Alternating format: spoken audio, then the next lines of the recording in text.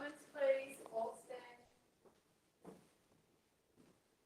This Coroners Court is sitting. Good morning. It's Mr. Castleton. I please the court. This is the inquiry into the cause and origin of the Hillville Fire, Hillville, which originated in the town of Hillville on a private land holding, namely 120 Marylands Close, which lies at the end of this stretch of road with the Coroners Act State Forest situated to the west of this particular property. Hillville comprises numerous small rural properties which could generally be described as hobby farms and consist of some 300 residents. To the south of Hillville lies the Coroners Act State Forest, and further southeast of Hillville, adjacent to this forest, lies the Tallawal State Conservation Area. East of this area, past the suburb of Rainbow Flat, lies the Cabingut National Park. Your Honour, this fire burnt in the Mid-Coast local government area encompassed within the lands of the Worimi people. It was a particularly erratic and unpredictable fire, the terrifying product of unusually dry conditions and fierce gale force winds. It burned for approximately 7 weeks and damaged an area of approximately 310,000 hectares, including large portions of hardwood forests within the Coroners Act State Forest, Tallawal State Conservation Area, Cabingut National Park and beyond. The fire tore through these areas, turning trees into matchsticks and spreading through the treetops to leave a devastating dead zone with no signs of living fauna. There are reports that this fire contributed to a serious decline of koalas in the Coroners Act State Forest. At least 156 structures were destroyed or damaged in connection with this fire. At least 61 homes in Hillville, Kiringat, Old Bar, Rainbow Flat and Tinanee. Remarkably, Your Honour, no loss of human life ensued. The New South Wales Rural Fire Service Rainbow Flat fire station was destroyed by this fire, while its resident firefighters were concentrating their efforts towards saving properties elsewhere across the Mid-Coast local government area. On account of the rallying efforts of the New South Wales RFS Charm Haven Brigade members and also members from the Gorkin community, necessary funds were raised which enabled the Rainbow Flat RFS fire station to be rebuilt earlier last year.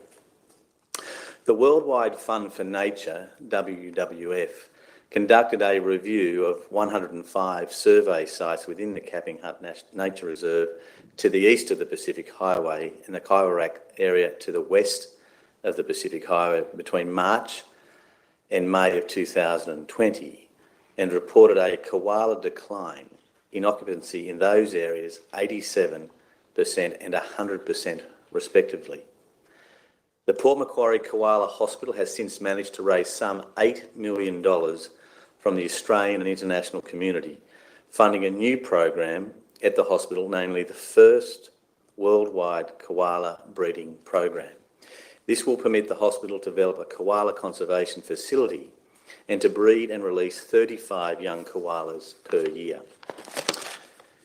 Given that the scope of issues to be considered today is limited to the causes of the Hillville fire and its area of origin, the court will hear evidence from 3 witnesses. Firstly, from Mr. Mark Fulliger, Coordinator for Operations Compliance within the Fire Investigation and Compliance Unit of the New South Wales Rural Fire Service and fire investigator who investigated the cause and origin of this fire on 10 and 14 November 2019. Secondly, from Detective Technical Sergeant Shane Guymer, Police Crime Scene Officer, attached to the Forensic Evidence and Technical Services Command, Tari Crime Scene Section, who investigated the cause and origin of this fire on 14 November 2019. And lastly, from Mrs. Peggy Kinchin, former occupier of the property upon which this fire is believed to have originated, together with her late husband, Mr. Jeffrey Kinchin, also former owner of the property. Your Honour, we understand that Mr. Kinchin passed away late last year, and I would like to take this moment to offer our sincerest condolences to both Mrs. Kinchin and to her family. In addition to this oral evidence, the court will have the benefit of witness statements from community members who resided in homes neighbouring the property upon which the fire originated. These statements depict the true spirit of the community, telling the story of a group of people who stopped everything to help save their neighbours' homes and protect their community from harm. As with the other hearings held across the past 4 weeks, the court will not today hear evidence about the adequacy of the response to the fire by individuals or firefighting agencies. Once the court has completed our consideration of the cause and origin for this and other fires across the state of New South Wales over the 2019-2020 bushfire season, the court will review the evidence and issues raised in each matter and determine which issues proceed or may proceed to further and more detailed consideration via a representative case study. The hearing into representative case studies will occur at the Coroners Court here at Lidcombe in Sydney, commencing on the 5th of September 2022. Anyone who seeks more details can watch the opening submissions made by those assisting Your Honour on the 25th of August 2021 via the links available on the Coroners Court of New South Wales website. I turn now to how the fire started. This fire is believed to have commenced on 7 November 2019 and originated on private property at 120 Marylands Close, Hillville, a property of some 80 hectares with a hardwood plantation of some 30 hectares, with the suspected area of origin in a partially cleared small paddock just to the east and south of the farmhouse. At the time of the fire, the property was occupied by both Mr. and Mrs. Kinchin, and they had resided there for some 20 years. The property was named Haworth, reminiscent of the place Mr. Kinchin was born, being a small village in West Yorkshire in England. Your Honour will see shortly a Google Earth screenshot annexed to Mr. Fulliger's report of 120 Marylands Close. Your Honour will note the following. To the left, we may need to zoom in, of the red cross or X sits the farmhouse, and in the adjacent T-shaped building to the left, the garage. Not evident in this image, there is a dedicated backyard to the farmhouse with fencing along the perimeter, and beyond this is a partially cleared paddock. Northeast of the garage sits an old dairy studio. To the north of this lies Marylands Close.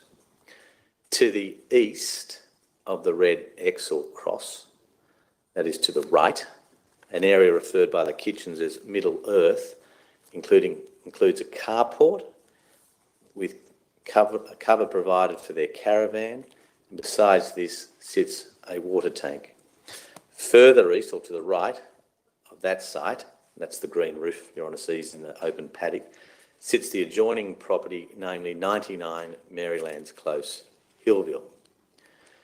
To the east of the farmhouse sits the other adjoining property, namely 84 Marylands Close, Hillville. And to the west and south of the farmhouse, that's towards the bottom of the image, is a hardwood timber plantation. You know, sees the trees in that image, which is managed by the Forestry Corporation of New South Wales. On the day of the fire, Your Honour, that is Thursday, 7 November 2019, a total fire ban order was in force with respect to the Mid-Coast local government area, which includes Hillville. Observations from the closest automatic weather station at Taree Airport records the temperature at 1:30 p.m. was 33.4 degrees. Relative humidity was low at 8%. Wind speed, 35 kilometres per hour. Wind direction, 290 degrees, and wind gusts of up to 54 kilometres per hour. Both Mr. and Mrs. Kitchen state in their records of interview with police that they were having lunch in front of the television in their farmhouse at 120 Marylands Close when at about 1:30 p.m, Mrs. Kitchen heard crackling. When Mrs. Kitchen heard crackling for a second time, she opened the back door of the farmhouse and ventured out onto the back veranda and saw a fire in the chicken pen that was spreading onto the nearby grass and creeping up towards the back of the house. According to Mr. Kitchen, when he looked out at the chicken pen, he saw the pen was in a wall of flame. Mrs. Kitchen states she ran and got a spade and started putting out the grass fire.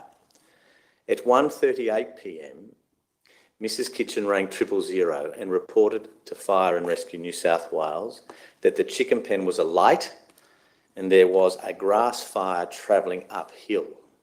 She further advised that the fire was some 20 to 30 metres from the farmhouse. Following this, the Kitchens rang surrounding neighbours to request assistance.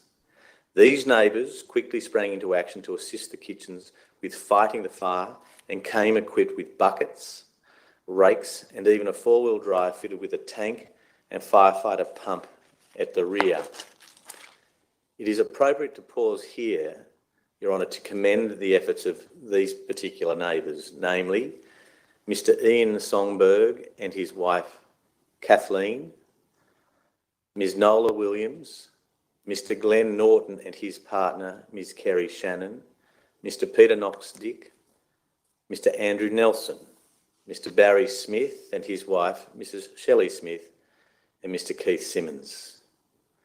That afternoon, Mr. Nelson took a short video of the chicken pen situated southeast of the farmhouse. In that background, Your Honour will note the carport and caravan. And this comes, Your Honour, from tab 20 of the brief of evidence, which I'll tender shortly.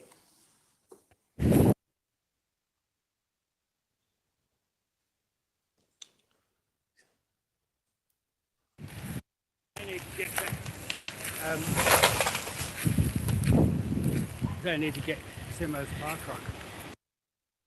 I might just have that played through again because it jumped at the start.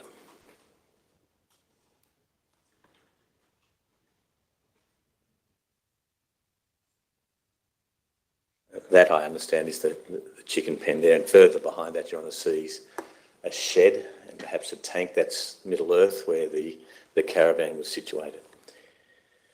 According to Mr. Kitchen, sometime that afternoon, he noticed that the edge of a pile of logs located to the east of the farmhouse was smouldering, and he moved the top logs off and sprayed the logs until the embers had disappeared.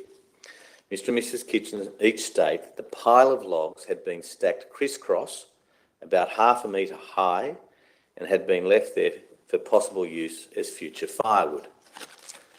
Despite their best efforts, around half an hour later, after the commencement of the fire, on account of the predominantly west-northwest wind, the fire escaped and spread east onto the adjoining property, namely 99 Marylands Close, noting that 120 Marylands Close was no longer under threat.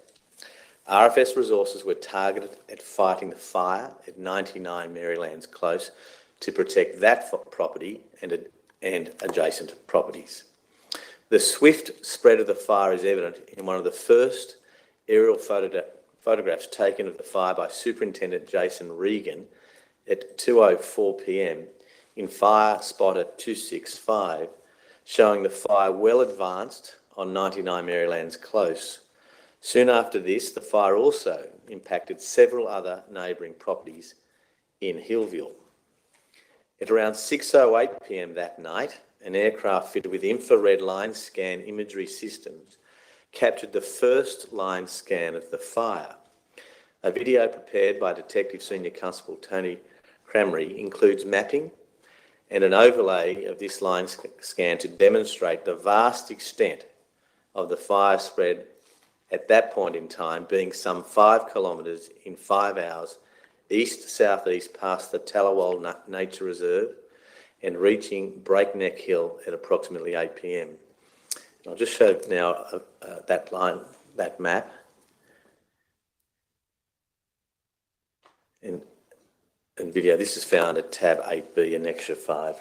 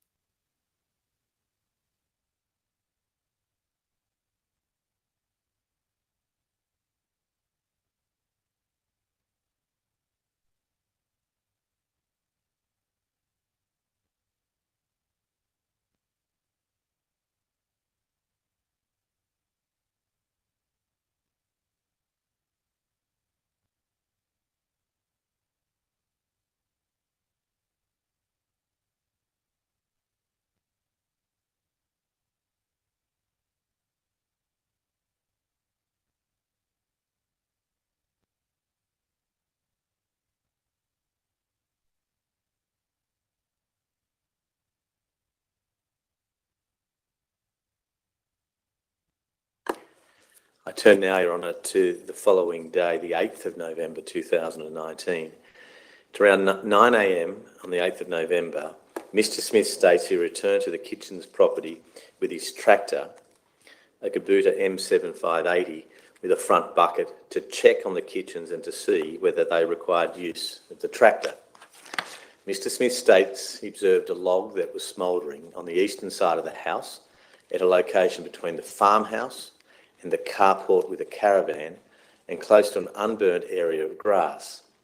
With the approval of Mr Kitchen, Mr Smith advises that he scoop some earth from the unburnt area over the smouldering log. On Mr Kitchen's recall, he states that on the morning of 8 November 2019, Mrs Kitchen got up to make coffee and looked at the pile situated to the east and south of the farmhouse and saw that what was left of it was in flame. He and his wife worked on stamping out the fire because they were concerned about the unburned grass in the vicinity catching alight. When Mr Smith arrived at their farmhouse later that morning with his tractor, Mr Smith pushed some earth over the logs.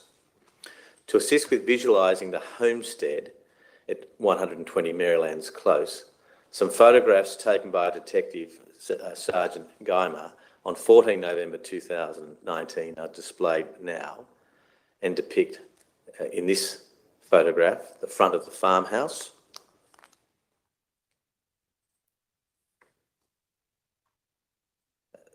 this as a view to the south, showing the area immediately east of the farmhouse, and is found at page 94 of the brief of evidence.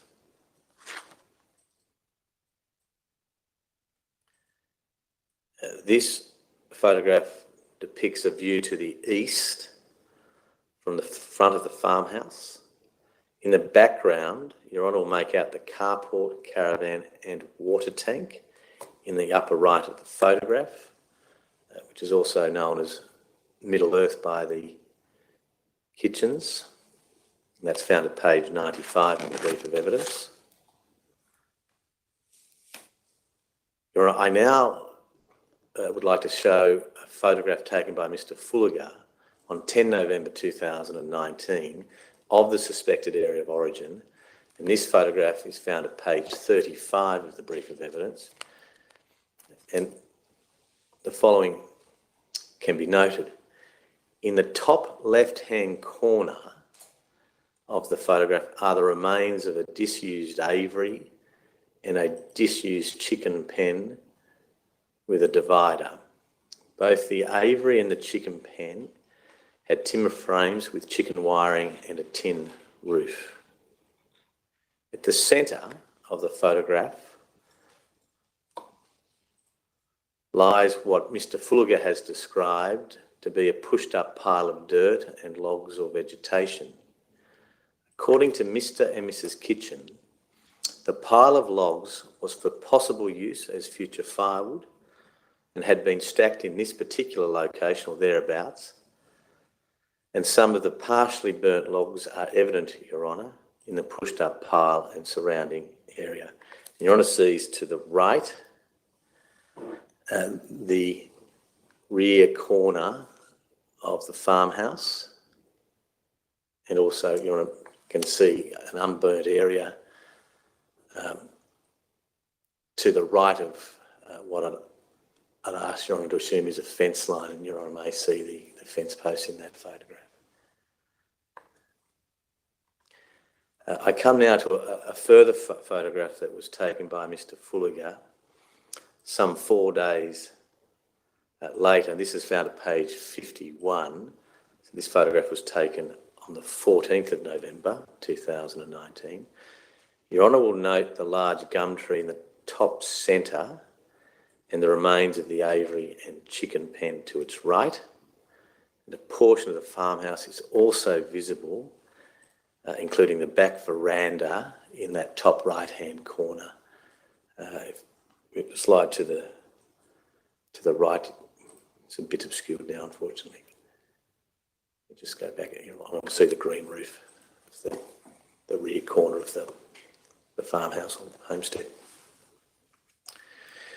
On the afternoon of 8 November 2019, A Fire and Rescue New South Wales officer had been scouting the advancement of the fire, which had been spreading quickly in an easterly direction towards Rainbow Flat, Diamond Beach, Possum Brush, Tallwoods Village and Halliday's Point. The officer took short videos to provide intelligence and includes commentary as to the trajectory of the fire. And I'll just have those videos now displayed. The first one, Your Honour, is found as part of tab 31 of the brief of evidence, and it was taken at around 1:43 p.m. on the 8th of November.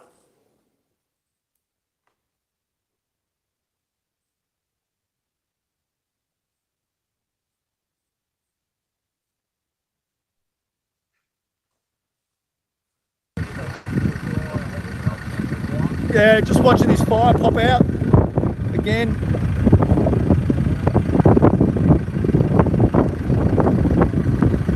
So we've got flame height of about 1 to 1.5 metres. This fire is heading directly towards this property. So the property is surrounded by a large dry grassed area. So there are no firefighting resources in this area at all. That fire was a video advancing in bushland opposite Tallwood Drive, Rainbow Flat. There's a further video found at tab 32 of the brief, which was taken at 5:45 p.m.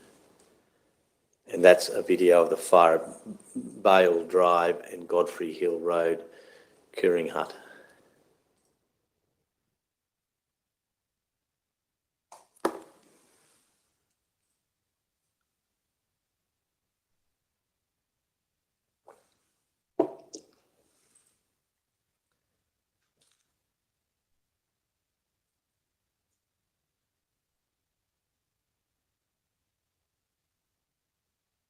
We're getting 3 fire and rescue pumpers to come across into Vale Road. And the next and final video is a video that the officer took of the fire running towards Old Bar Road, Old Bar, and that's found at tab 33 of the brief of evidence, Your Honour.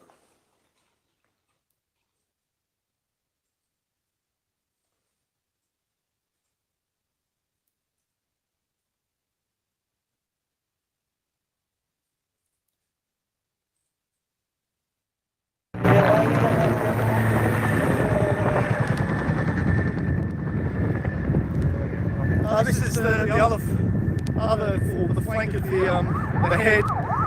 So it's running towards Old Bar Road. As you can see, it's running through the Melaleuca forest here. Running through the Melaleuca forest, back in towards Wallaby Point. So that open space vegetation there is the vegetation run that will go to the back of the service station. The fire rescue crews there moving barbecue gas cylinders and other portable flammable material into an open space, which will be covered with salvage sheets and then protected with water.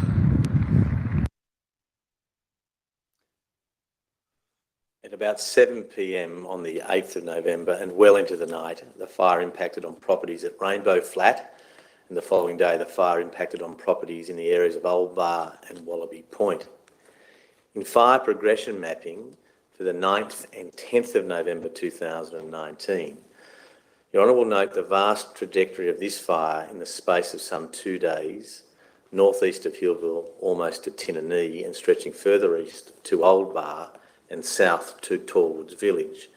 Your Honour sees the fire progression map now on the screen for the period 9 to 10 November 2019.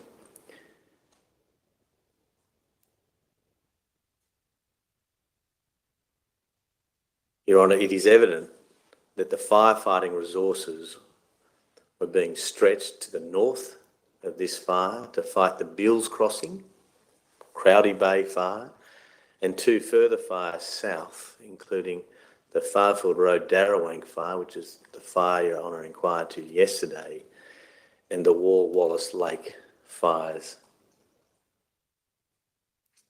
Some 3 days later, on 12 November 2019, the fire impacted on the areas of Tinanee, Purfleet and Old Bar, and a southeasterly change was pushing the fire in a northwesterly direction towards Nabiac and Farford and in the vicinity of the Farford Road Darrawang fire. At 11:06 p.m. on 13 November 2019, the Farford Road Darrawang fire was amalgamated with the Hillville fire by the New South Wales Rural Fire Service Incident Management Team, and from there on, the Farford Road Darrawang fire commenced being mapped and managed as part of the Hillville fire. On this day, that is the 13th of November, the Hillville fire was downgraded to a watch and act. The Hillville fire was eventually recorded as out on 26 December 2019. The second last fire progression map for 18 and 19 December 2019, which is on screen now, Your Honour, best shows the extent of the Hillville fire is demonstrated in the green shaded portions of the map, excluding the Farford Road Darrawang fire, which lies to the southeast of this fire. Coming now, if I may, Your Honour, to the investigation into cause and origin. Your Honour will shortly receive into evidence the opinion of Detective Sergeant Guymer and also New South Wales RFS Fire Investigator Mr Fulliger. Each have conducted independent reviews into the cause and origin of the Hillville fire. It is appropriate to pause here to note that the suspected area of origin of this fire was not secured or guarded between 7 and 14 November 2019, a period of 1 week. That is to say, the suspected area of origin was not secured for forensic investigation. Mr Fulliger undertook his investigation in part on 10 November 2019 and recommenced his examination on 14 November 2019. On the first occasion, Mr Fulliger was accompanied by the former officer in charge, Detective Sergeant David Frith, Detective Senior Constable Aaron Toll, and Senior Constable Warwick Holborough, attached to the Forensic Evidence and Technical Services Command Tari Crime Scene Section. On the latter occasion, that is 14 November, Mr Fulliger was accompanied by Detective Sergeant Guymer, who conducted his own investigation, and Detective Senior Constable Tull. On 10 November 2019, Mr Fulliger commenced his investigation by way of firstly attending 99 Marylands Close. Whilst there, he observed fire indicators of foliage freeze, grass stem fall and angle of char, indicating the fire had travelled from the west, uphill and onto his property. From this location on the hill, he was able to identify a number of runs that had initiated from 120 Marylands Close. Mr Fulliger subsequently attended 120 Marylands Close and states that he exited the house yard through a gate into a predominantly grass paddock with an uphill slope. Approximately 5 metres from the gate, at grid reference 401599, within the maintained grass area, he states there was evidence of machinery use. He observed a pushed up pile of dirt and logs or vegetation, showing signs of having recently been burnt as heat and smoke was emanating from it. Detective Senior Constable Toll took a short video evidencing the smoke emanating from the pile, and this is found at tab 8.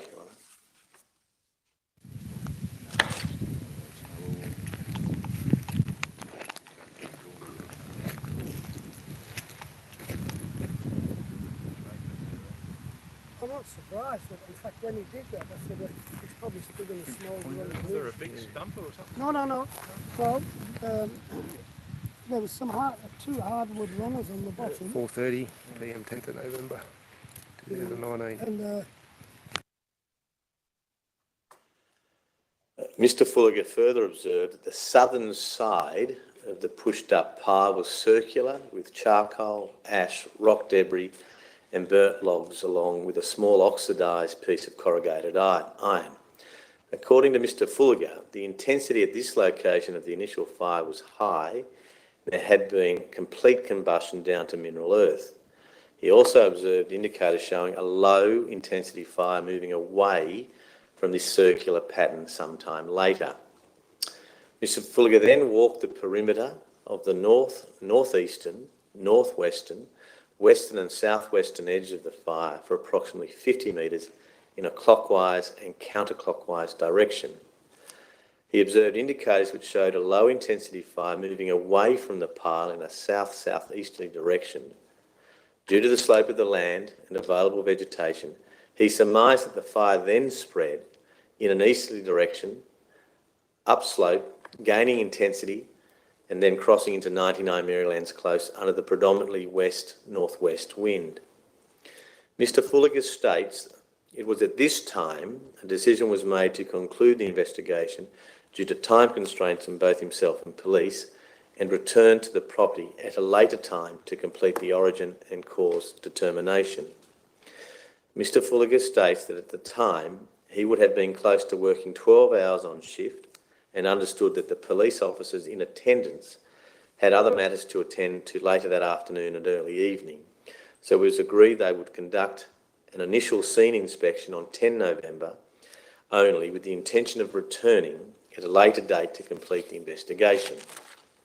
Further, Mr Fulliger states that as a fire investigator, he would not ordinarily be involved in the decision to secure the scene at 120 Marylands Close, and he did not give any consideration to this at the time of concluding his initial scene inspection.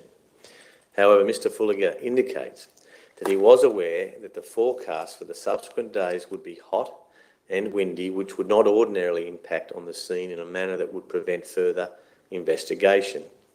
He states the forecasted weather conditions did not cause him concern with having to return to the scene at a later time, noting that during his inspection he had taken several photographs and identified fire indicators, which I have set out earlier. Detective Senior Constable Tull states he does not recall why the investigation of police was not concluded on 10 November 2019, and further that he had accompanied the officer in charge of the investigation at the time, namely Detective Sergeant David Frith, for the purpose of providing assistance, including adducing evidence by way of taking photographs and a video as was required. Ultimately, Detective Senior Constable Tull states that any decision to secure the scene did not rest with him, and he does not recall providing an opinion and or giving advice on that matter. Mr Fulliger states he cannot recall when a decision was made to return to the scene on 14 November 2019. However, he recalls that Detective Sergeant Guymer was available on that date, which is why it was agreed they would return to the scene at that time. Further, given the Memorandum of Understanding between New South Wales RFS, Fire and Rescue New South Wales and New South Wales Police regarding responsibility for fire investigation, Mr Fulliger states it was appropriate that the police be present for the second scene examination. Mr Fulliger also notes that it is not uncommon to attend the scene of a fire more than once when conducting fire investigations. Detective Senior Constable Tull states he does not recall providing any opinion or giving any advice as to confirming a date to return to the scene, again noting that this responsibility did not rest with him. Between Mr Fulliger leaving 120 Marylands Close on 10 November 2019 and returning some 4 days later, Mr Fulliger records in his investigation report that, quote, the fire scene had been dramatically altered, with the pile of dirt and logs having been spread out over the burnt ground by use of machinery and other material, unburnt logs, branches and polypipe introduced to the fire scene, close quotes.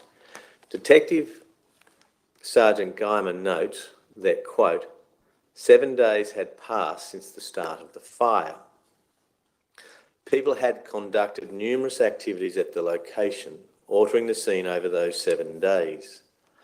Objects and items were located on the fire ground to the east of the farmhouse, consisting of pieces of wood, timber and sticks, as well as lengths of black poly pipe. These objects had been placed on the fire ground after the fire. Tyre marks and use of an earth-moving blade were visible on the ground. These tyre marks and use of the earth-moving blade were also after the fire. Close quotes. Mr. Kitchen advised police that shortly after RFS and police had left his residence on 10 November 2019, and having been made aware by them that the pile was still smouldering, he took his tractor and spread out the pile even further. Your Honour will now see a photograph taken by Mr. Fulliger on 14 November 2019. Your Honour will note that the previously noted pile is absent, and markers B, C, D, E and F moving from left to right identify material having since been introduced into the fire scene. And that's, it's hard to see, Your Honour, but Your Honour will see various logs, cut logs, scattered throughout that general area. Notwithstanding the altered fire scene, Your Honour, Mr. Fulliger states that on 14 November 2019, he was able to track the run of the fire back to the area where the initial pile of logs or vegetation and dirt was first observed. He also identified that there were two circular areas near a fence, bare of grass, that appeared to have previously had fires. Mr. Fulliger ultimately expresses the view in relation to his investigation undertaken on 10 and 14 November that the fire was caused as a result of embers or burnt material escaping from the pile of debris which was burning and was lit by a person or persons unknown on or before 7 November 2019 in the suspected area of origin at 120 Marylands Close. Mr. Fulliger notes that on 10 November 2019, he was able to examine the scene, identify fire indicators, identify the area of origin and take photographic evidence. Although the scene had been altered by the time he returned on 14 November 2019, he surmises there were still indicators present. As such, the alteration of the scene between 10 and 14 November 2019 did not impact his conclusion on likely cause and origin. Detective Sergeant Geimer expresses the view with respect to his investigation undertaken on 14 November 2019 that there is no doubt that the fire started to the east and south of the farmhouse, as proven by the photographs taken by Superintendent Regan on 7 November 2019. While he agrees with Mr. Fulliger as to the suspected general area of origin, he is unable to identify the specific area of origin and the specific cause of the fire on account of the altered fire scene. Accordingly, Detective Sergeant Geimer concludes that the cause and specific origin of the fire is undetermined. Police undertook a separate electronically record of interview with each of Mr. and Mrs. Kitchen on 15 November 2019 and a further electronically record of interview on 9 September 2020 after Mr. and Mrs. Kitchen were given the opportunity to read Mr. Fulliger's fire investigation report. The Kitchens state that they did not light a fire in the pile of logs on or before 7 November 2019, and to their knowledge, neither did any other person. On their recall, at around 1:30 p.m. on 7 November 2019, they each state that they observed the chicken pen alight and that sometime later that day, the fire spread to the pile of logs. Your Honour will recall the video previously shown, which was prepared by Detective Senior Constable Crameri. I take Your Honour now to a still of that video approximately 13 seconds in. Your Honour will note the symbol of the plane marks the location where one of the first aerial photographs was taken of the fire at approximately 2:04 p.m. on the 7th of November 2019. The white balloon marks the location of 120 Marylands Close, and 3 lightning strikes to the far east and north east of 120 Marylands Close have been mapped for the period 3 to 7 November 2019. Each of the lightning strikes were recorded outside the 2-kilometre radius of the suspected area of origin. This somewhat aligns with Mr. Fulliger's conclusion that on review of lightning strike data, he saw no evidence of lightning in the area 24 hours prior to the commencement of the fire and no evidence of any lightning struck trees in the area of origin within 100 metres. As mentioned earlier, the court will hear evidence from Mr. Fulliger and Detective Sergeant Guymer about this fire having started within the suspected area of origin, and further from Mr. Fulliger that the fire started as a result of debris burning from embers or burnt material, escaping the pile burn lit by a persons unknown on or before 7 November 2019 within the suspected area of origin. Your Honour, that concludes my opening remarks. If it's convenient, Your Honour, I propose now to tender the Hillview fire brief of evidence, which is to be marked Exhibit 50A. Yes, thank you. That'll be Exhibit 50A. Your Honour, there's one matter of correction, and that's found at page 15 of the brief, paragraph 2. It's a statement of Detective Chief Inspector Blackman, and Your Honour will see in paragraph 2 reference to 11 November 2021. That should in fact be 11 November 2019. Yes, thank you. I understand that Detective Sergeant Guymer is in the virtual waiting room. If the detective could be brought into court and sworn, please.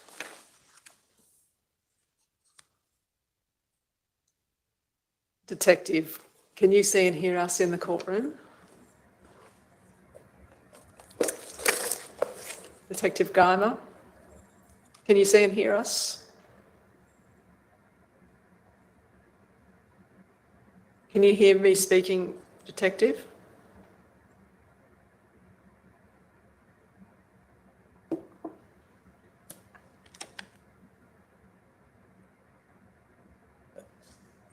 Detective Guymer, it's counsel assisting speaking. Can you hear me?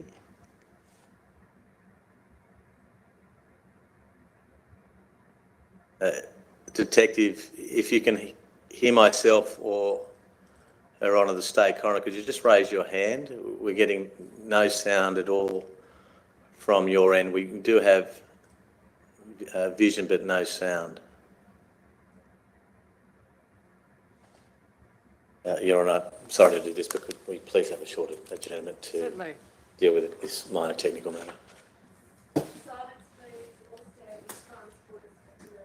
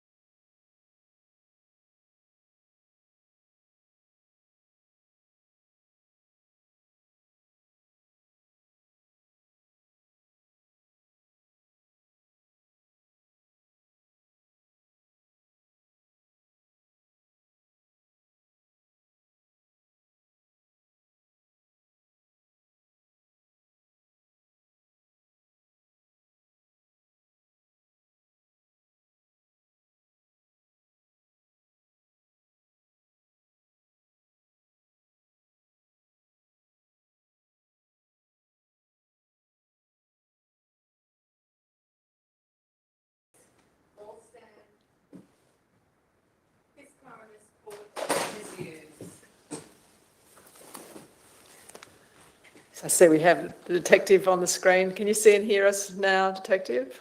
I can now, thank you. Excellent. You'll just hear from the court officer now. Silence, please. Do you swear by Almighty God that the evidence you shall give will be the truth, the whole truth, and nothing but the truth? If so, please say, I do. I do. Thank you. Detective, would you please state your full name, rank and station? Shane Rodney Guymer, surname spelt Guymer. I'm a sergeant of police, currently attached to Taree Crime Scene Section. Are you also a detective? Technical detective, correct, yes. Thank you. And have you provided a statement in relation to cause and origin in relation to the Hillville fire dated the 14th of October but signed by you on the 30th of October 2020? Yes, I did. And do you have a copy of that statement with you this morning? I do. And have you read that statement recently? Yes. Are there any matters that require correction? Yes, thank you. Picked up a minor typo. I don't think it changes it greatly. Page 5, paragraph 21. Yes. The second line where I say for ease, and there's the letter I, it should be for ease of reference, I positioned evidence markers. So need to change the I for of. Thank you. Apart from that minor typographical error, are there any other corrections that you'd like made to your statement? No, thank you. Do you otherwise adhere to the opinions you've expressed throughout that statement? I do. And do you also have with you today, Sergeant, your wildfire examination notes that you completed on the 14th of November 2019? Yes, I do. And are there any matters contained within those notes that require correction? No, thank you. Can I ask you firstly how it came about that you were tasked with this particular investigation into cause and origin of the Hillville fire? I'm wildfire trained, so I can attend scenes of bushfire, also referred to as wildfire. And the Hillville fire occurred in the area I service. Were you tasked with this particular investigation by the officer in charge, Detective Frith? Yeah, that's correct. And as at November of 2019, Sergeant, how many wildfire or bushfires had you yourself investigated? Since my training? Yes. So that was back in 2003, my initial training. But look, I think we were quite fortunate over that many years. Look, I've never done a count up, but I'd say probably in the vicinity of 10 or more.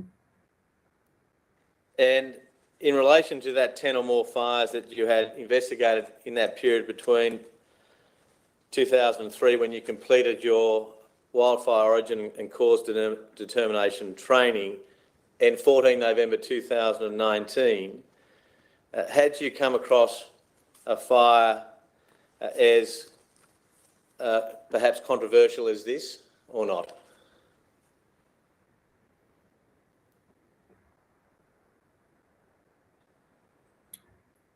Look, this was probably the most significant fire as far as area of land burnt. Yeah, there's another one I attended many years ago in the vicinity of Junee in New South Wales. That was also significant. But yeah, this would be one of the more significant ones for sure. And do you know why it was that the suspected area of origin for this fire, that is the Hillville fire, was not secured by New South Wales Police prior to your inspection on the 14th of November 2019? Oh, look, I imagine it was down to the dangers that were occurring at the time. The bushfire was happening and continued to happen for several days. So I'd imagine it was other priorities and the danger to people being able to get into that area to conduct any examination. You've used the word imagine on 2 occasions. Do you know as a matter of fact why it was the suspected area of origin in relation to this fire was not secured by New South Wales Police between the 7th of November and the 14th of November 2019? No, I believe for those reasons outlined. Right. Could it have been that no one simply turned their mind to securing the fire scene? Yes, it could have been. Now, you have said throughout the material that you've provided to assist the court that you are unable to determine the cause of this fire. That's so? Yeah, that's correct. And why did you come to that conclusion, Sergeant? Well, a number of factors. One being the time that elapsed since the commencement of the fire and things that had happened at that location since. A lack of reliable indicators to be able to determine and ascertain where a fire has started and where it's progressed to. That'll be the 2 main reasons. Just back to my previous answer, another reason for the delay in attendance to that scene may have also been my availability. We have very few officers around the state that are trained in wildfire investigation. And I think that 14th might have been one of the days that I was available sort of after this event. Returning to the underlying reasons for the conclusion that you reached that you're unable to determine the cause of this fire, you mentioned lack of reliable indicators. Can you elaborate on what you mean by that, please, Sergeant? Well, at the location that we attended, 120 Marylands Close, it was a farmhouse sort of surrounded by, grassed areas, and those grassed areas don't give off, for want of a better term, reliable indicators. My training, I recall, needing numerous indicators to support a theory, and I didn't think there were sufficient indicators in that area to come to any conclusions. And some of the indicators that I might have relied on, I think are outlined at the back of my statement, but talk about things like charring to trees, sooting to the back of trees, smooth bark trees, burnt grasses that can give a indication of approach and direction of fire travel, barriers that protect areas, and on an approach side, combustible materials in front of a barrier or object would be consumed, but on the rear side of that object or barrier, items might be protected or less burnt and damaged. So in this scene, I didn't see enough of those, and also, enough of them also pointing in the same direction. There was too few and also somewhat contradictory. Thank you. I'll come to that last part of your answer in a moment. I just wanted to now turn to what information you were provided, Sergeant, prior to undertaking your examination of the scene on the 14th of November. What had you been told in relation to the cause or likely cause and likely origin of this particular fire prior to attending 120 Marylands Close, Hillville, on the 14th of November 2019? So I was aware that the occupants of that location, an elderly husband and wife, resided there.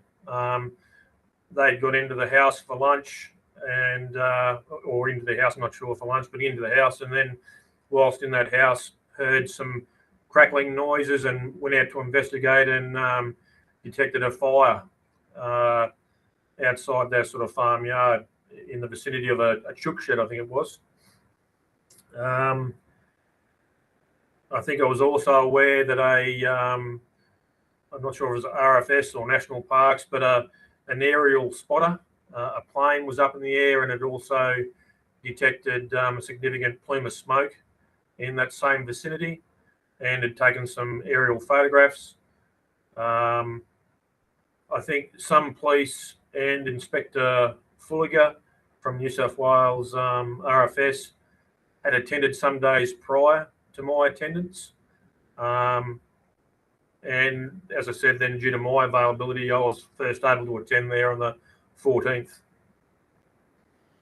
Were you informed by any person prior to the 14th of November 2019 that investigators, either New South Wales Police or RFS, thought that the fire may have started from a pile of logs or vegetation to the east or southeast of the farmhouse?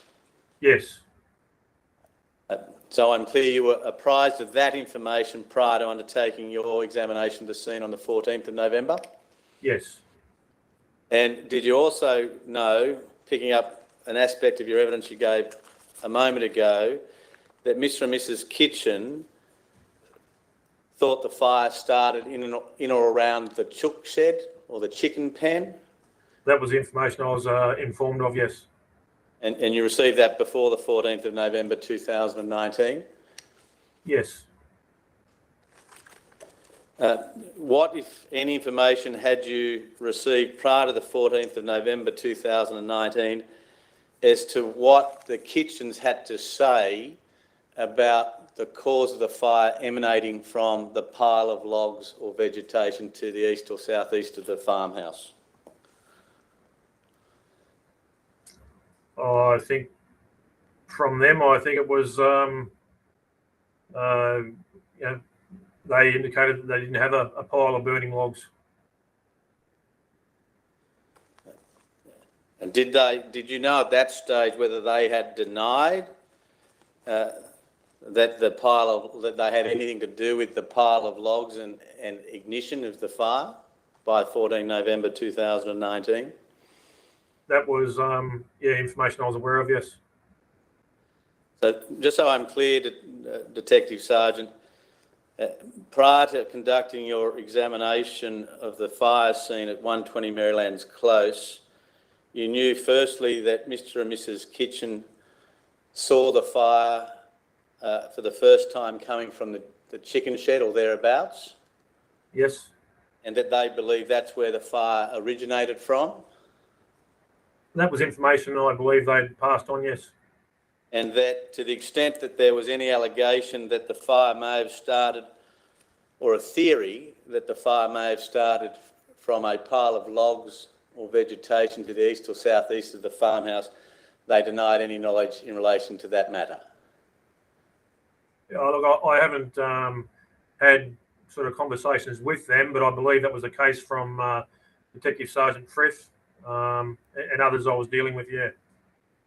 And by the 14th of November 2009, there was within either RFS or New South Wales Police a working theory that the fire may have started from a pile of logs or vegetation to the east or southeast of the property. That is the farmhouse.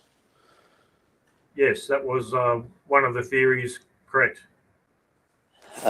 Now, when you arrived at 120 Marylands Close on the 14th of November, approximately what time do you believe you arrived at that location? 10:55 a.m. And doing the best you can, and by all means, Detective Sergeant, refer to your notes, approximately what time did you leave? 20 past 1. So you're there for about 4 hours, give or take.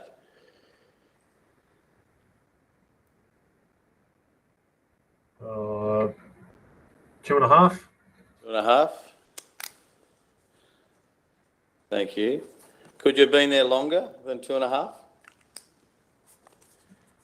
No, I, as a practice of scene attendance, I record arrival time and time completed. So that's what I've got on my documents.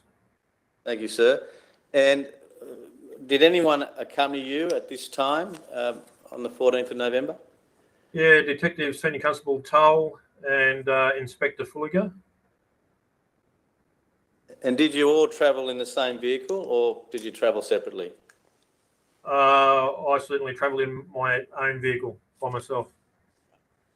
And to your recollection, did Senior Constable Tull and Mr. Fulliger travel independently or together?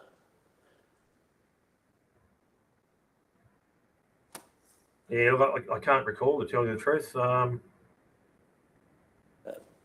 Did you arrive much the same time to the address at 120 Marylands Close on the 14th of November?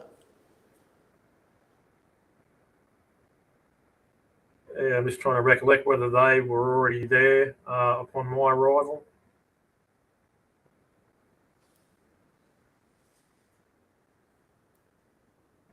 Yeah, I think we may have arrived all about the same time. I'm not sure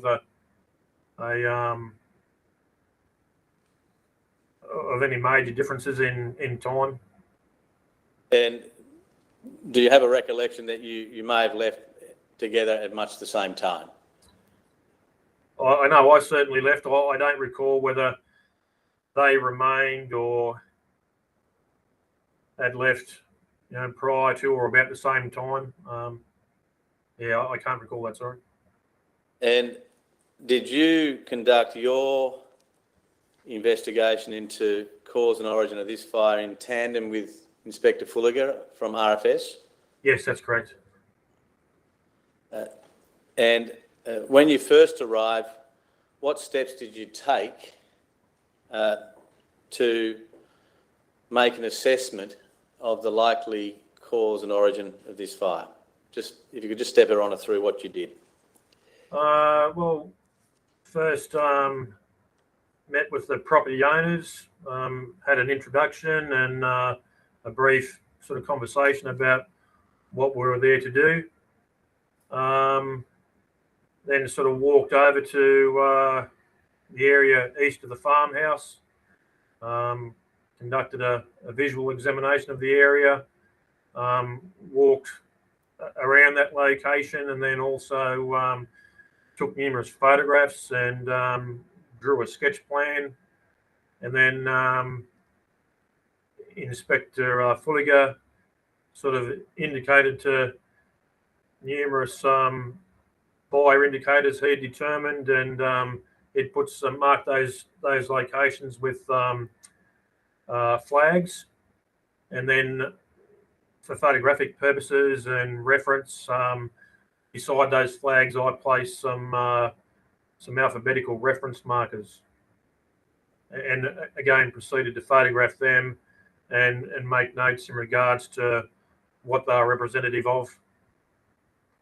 Could I ask you to turn up the sketch plan you just referred to? Your Honour, it's found at page 135, and I'll have that displayed for the benefit of those watching, do you have that before you, I do. Detective Sergeant? And I'll just have it on screen. Is that one and the same document that we're referring to? Yes, that's it. And did you complete this sketch plan at the conclusion of your examination of the fire scene? Or as you went through noting particular attributes? No, at the location at the time of the examination. Right. Now, you don't have there this is not a criticism, nowhere on the sketch diagram is the house. Are you able to describe where the house was generally located, Okay. having regard to those matters you've drawn on the sketch diagram? Well, probably to the right of where it says farmhouse yard.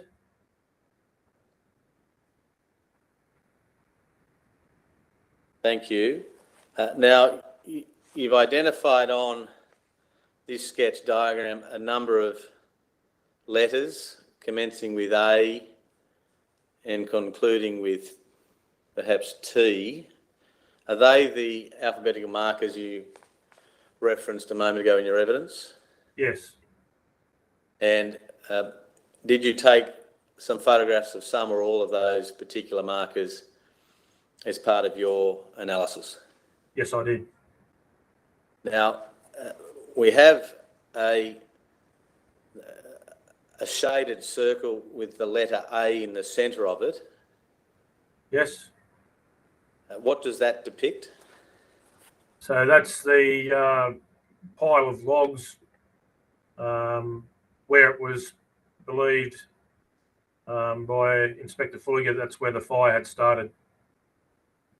Now, did you share that same belief or not? No, I found it hard to come to that conclusion with the indicators that were present, the time that had elapsed, and also some interference with the scene that he may have examined some days before. I think he reported to me that things were different to what he had seen some days previous, and just from the days that had passed since the origin of the fire, loose leaves and the like had sort of blown onto the scene.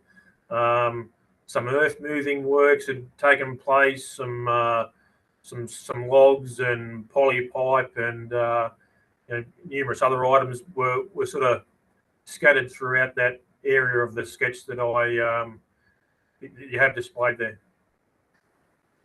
And in the bottom left-hand corner of your sketch diagram, Detective Sergeant, there's perhaps a legend or some notations. A, and then to the right of that, is it 6 metres north-south by 7 metres east-west? Yes, that's correct. And is that to provide the dimensions, generally speaking, of that pile of logs where Inspector Fulliger believed the fire may have started from? Yeah, so certainly I think when I was there was no, just let me clarify with some photos. I don't think there were any logs remaining. I think it was actually an area of cleared ground. We'll just go back to the sketch diagram, please, and if it could be magnified. Thank you. And then also you've got in those notations reference from the letter B to the letter T, 30 metres. And is that the approximate distance between those two markers? Yes. B to T? Yes. And was that stepped out or did you have a measuring device? I think I pasted. Thank you. And similarly, from the fence line to marker S, was that approximately 22 metres paced out by yourself? Yes. And then the last reference is to the chook shed in the top right-hand corner. Was that, generally speaking, an area of 3 metres by 5 to 6 metres in size? Correct. Now, you've identified burnt ground and unburnt ground. Do I take it where the farmhouse yard is, that was unburnt ground? No, so wherever you see my black pen Yes. and the cross hatching across the page, Yes. that's indicative of burnt ground. Areas Yes. that haven't got any cross hatching with black pen are unburnt ground. Thank you. So a portion of the farmhouse yard was burnt, Yes, and one sees that there was unburnt ground to the right of the chook yard and beneath the chook yard as well. well, no.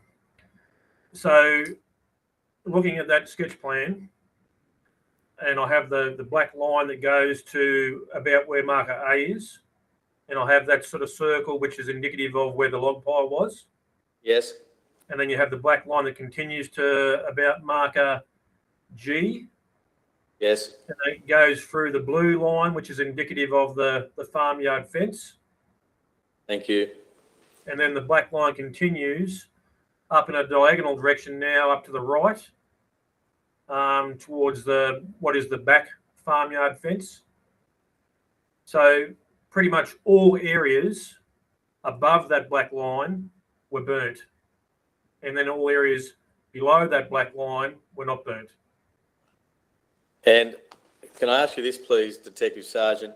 When one looks towards the top of your sketch diagram,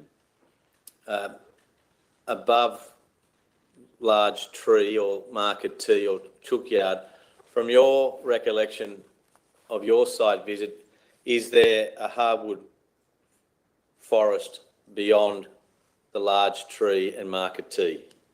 Yes.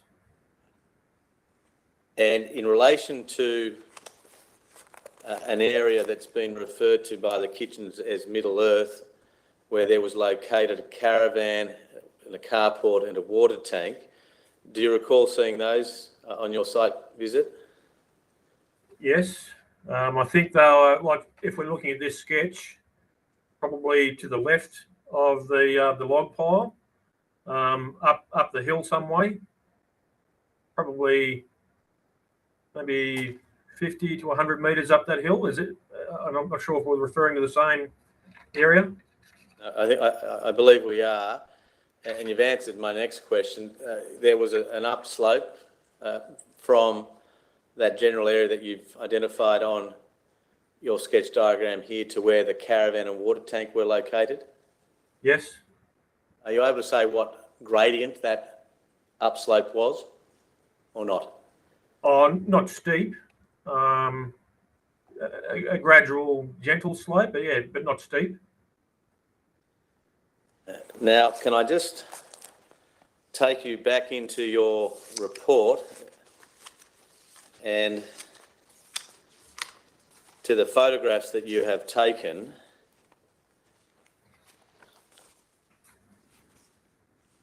I'll just have my instructing solicitor bring those up, Detective Sergeant Geimer.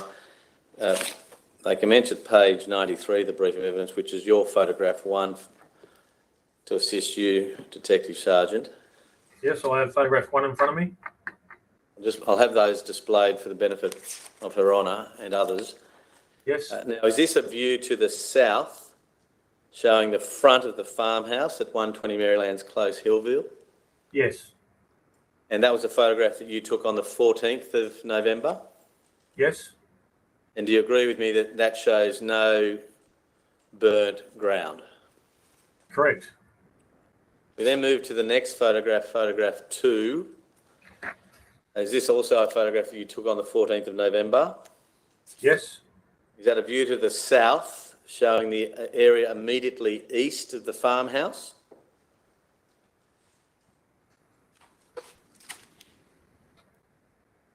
Yes. And again, apart from one area in the bottom left-hand corner, again, that shows an area of unburnt grass. Correct. And one sees a fence line Yes. running through a portion of the photograph. Is that the part of the fence or a continuation of the fence that you sketched in the diagram we just saw a moment ago? If you don't know, please say so. Yeah, when I drew this sketch, I was sort of seeing that photograph too. Yes. When I drew this sketch, I would have sort of been standing in the vicinity of where you see some people in that photograph. I think that might be, that could be Detective Tull. Because I haven't sort of included the little rotunda in my sketch. So, yeah, but back to your question. What was your question, sorry? Oh, the fence. Yes. Same fence or a continuation of the fence that was drawn by you in your sketch diagram? Yeah, I'm not sure if the fence I commenced to draw. Yeah, I think it is. That's the fence. It sort of goes. You see a post with some stays on it there, and there's another post over to the left, and then a post to the right. Can you see my mouse? Can you see that? No, I don't think we can. That's all right. Okay, right. I'll move on to the next photograph, photograph 3. And again, is that a view to the east from the front of the farmhouse? Yes, and is that, what did you refer to it a minute ago? Did you say Mother Earth? Middle Earth. Middle Earth, sorry. That's the building referred to in that term, was it? Yes, is that the carport with a caravan inside and to the right of it a green water tank? Yes. And does this photograph fairly depict the angle of the upslope? Yes. Heading in that direction, east to west? Yes. And then next photograph, photograph 4, again, is that a view to the east from the front of the farmhouse looking in a westerly direction? Looking in an easterly direction. Photograph 4 is looking in a easterly direction. Thank you. And one sees at the top of the ridge a number of tall trees, perhaps 4 or 5. Do you know where 99 Maryland's Close is? Is it up that way, or you're not sure? No, I'm not sure, sorry. And again, unburnt material, and then photograph 5, is that a view to the northeast? We go to photograph 5, please, from the front of the farmhouse. Yes. And then I'll go to the next photograph, photograph 6, view to the southwest, I believe, showing the garage, the front of the farmhouse, again unburnt ground. Yes. And then moving, if we could, to photograph 7, is that a view to the northwest from the front of the farmhouse? Yes. And again, unburnt material. Correct. And then photograph 8 is a tractor. To your understanding, is that one sees at the rear of that tractor a blade, what appears to be an earth-moving blade? Yes. Is that to your understanding, Detective Sergeant, the tractor and blade that was used to move the dirt and the pile of logs or vegetation? I assume so, but I didn't have any direct questioning of the property owners as to that was what they used. I'm not sure if the investigators did. I'm sort of more concerned with just the scene side of things as opposed to questioning of residents and witnesses and things. Now, we then move into, I've just moved forward to photograph 10.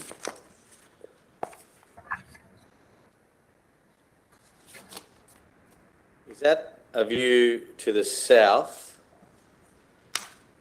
showing a number of objects located on the fire ground to the east of the farmhouse, Yes.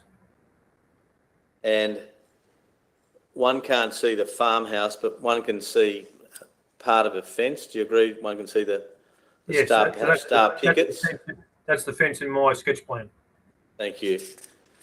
And in terms of the chook pen or chicken pen, does one see the remains of that in the top left-hand corner where there's perhaps a sheet of corrugated iron? Yes.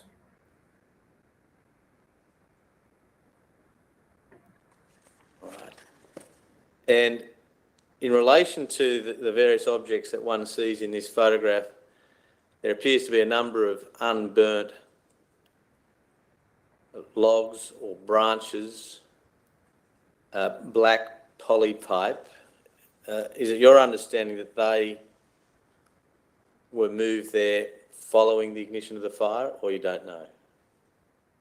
I believe that to be the case because if they had been there during the fire, there would be evidence of burning, soot staining, charring, particularly the black polypipe, and none of those items exhibited any of that.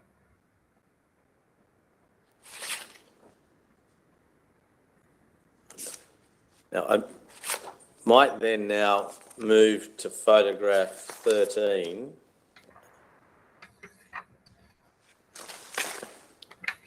And Detective Sergeant, does that show a view to the south? And does one see in that area of bare ground, dirt, firstly, an evidence marker A? Yes. And next to evidence marker A, there's a white flag. Yes. Does that white flag represent the likely area of origin of this particular fire, according to Inspector Fulliger? Yes. But as I understand your evidence earlier today, you did not agree with that conclusion. I didn't have a conversation with him on the day to say that I didn't agree with him then. During my examination, I sort of found it difficult to come to the same conclusions, and later I sought to clarify with another colleague whether he agreed or disagreed with my thoughts and theories, and from a discussion with that person, I then sort of more conclusively disagreed with his findings. So not so much at the scene on that day, but subsequently after visiting that location. And what were the reasons why it was you came to disagree subsequently with the view expressed by Inspector Fulliger as at the 14th of November 2019 by reference to his white flag? I just didn't see reliable enough indicators to support that theory. Some of the indicators referred to by Inspector Fulliger, I just didn't agree that they were reliable enough to come to that conclusion. Now, you've identified in your sketch the various markers by reference to their specific letter from the alphabet, and that they were each placed next to a flag. Do I understand it by Inspector Fulliger? Yes, that's right. And do each of those flags, depending on their colour, represent whether or not there was an indicator that was consistent with backing fire, flanking or lateral fire or advancing fire? Yeah, that's correct. And is it your understanding that the blue flags that Mr. Fulliger placed at the scene represented, in his opinion, evidence of backing fire? Yes.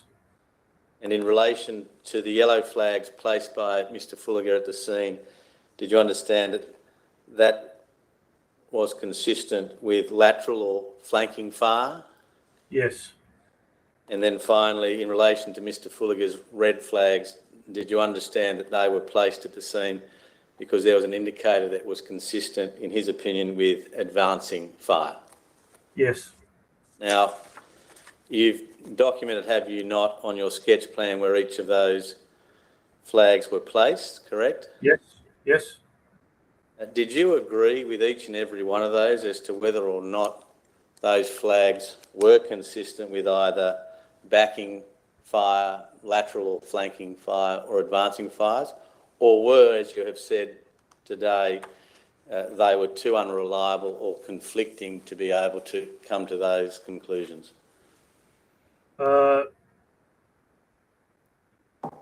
Most were too unreliable. The flags and markers at the northern side of the log pile, to the north of marker A, I'm talking about B, C, D, E and F. Yes. Simply too much interference with the ground at that point to be able to conclusively say that, yep, there was a backing fire there. The markers to the right, or I should say, sorry, to the left of the farm fence at G, H, I, J, K and L were referring... That they were yellow flags, if it assists, indicating lateral or flanking fire? Yeah, and those indicators were talking about angle of char to burnt grass, sooting to the base of a post at reference I, the angle of char to burnt grass, a tree stump at K, and I just don't agree that you can place significant weight on those indicators as to the direction of the fire's travel at those points.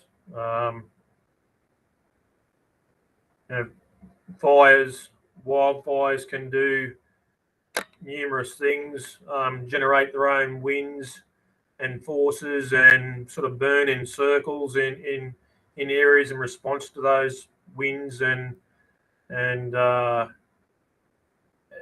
just the nature of the material that was burnt at that location, I don't think is a suitable material to use for fire indication or for fire indicators. The photos that you referred to earlier at the front of the property, and also looking up to I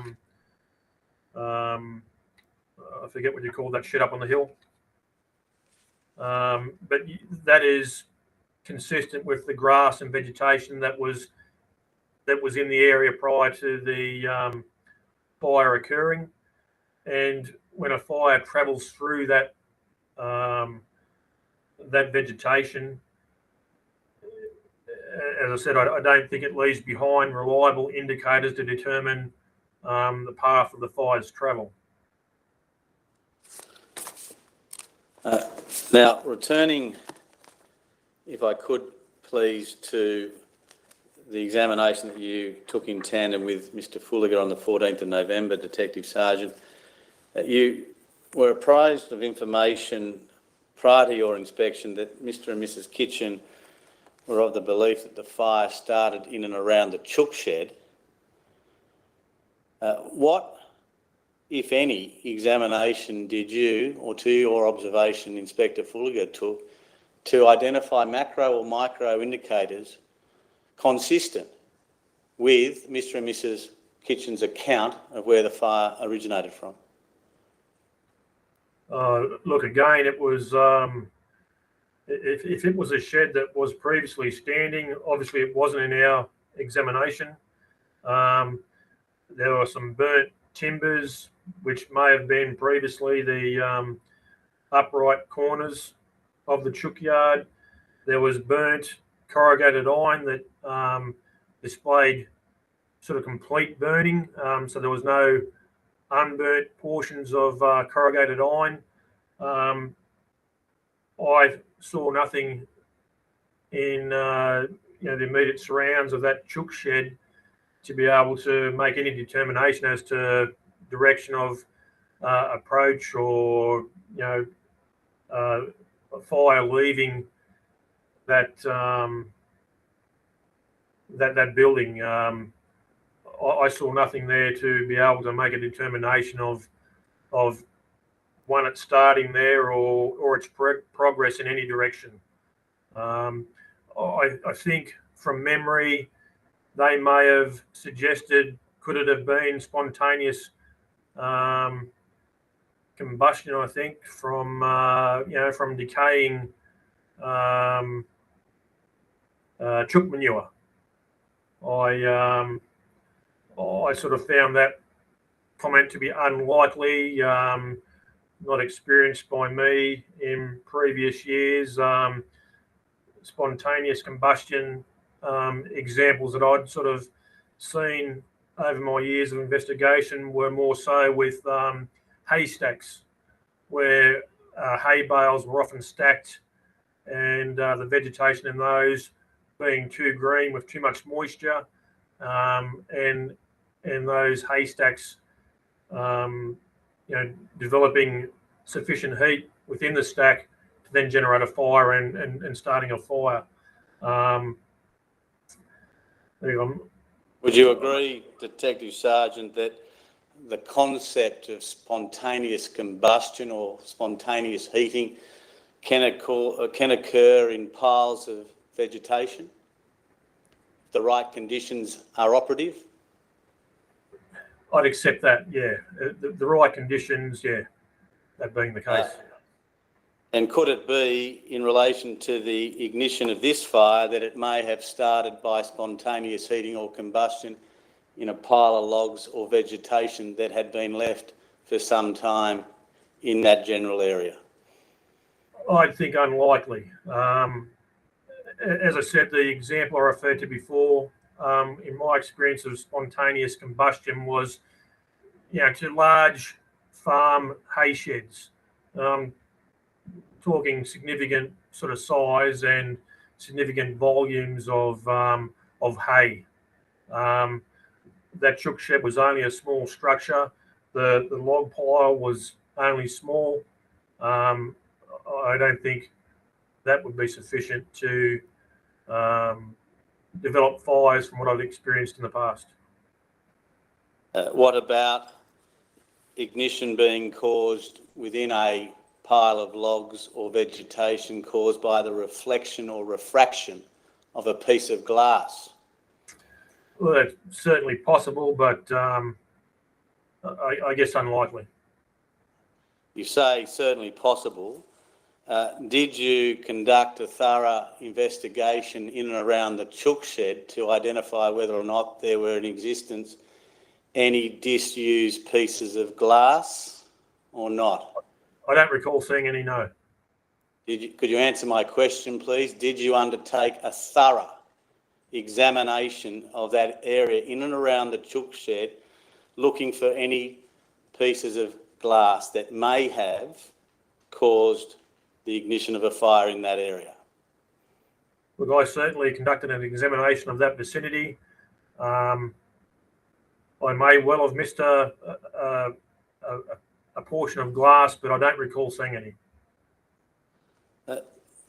Do you agree with me that there are very few close-up photographs of that area in and around the chicken shed, Detective Sergeant? Correct. Does that suggest that little time was spent in that area?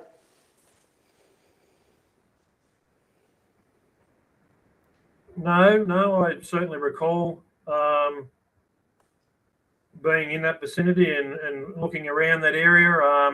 I just didn't see anything that was going to, assist in the determination of this fire. So I didn't take any specific photographs of the chook yard, other than what you may have seen or been produced. I think But photograph 25. I missed that, sorry, Detective Sergeant. What number? I was just flicking through my photographs. There's one at photograph 25. And also at 26.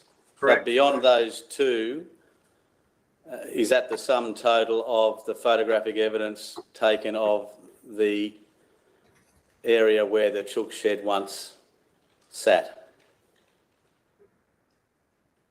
Yes.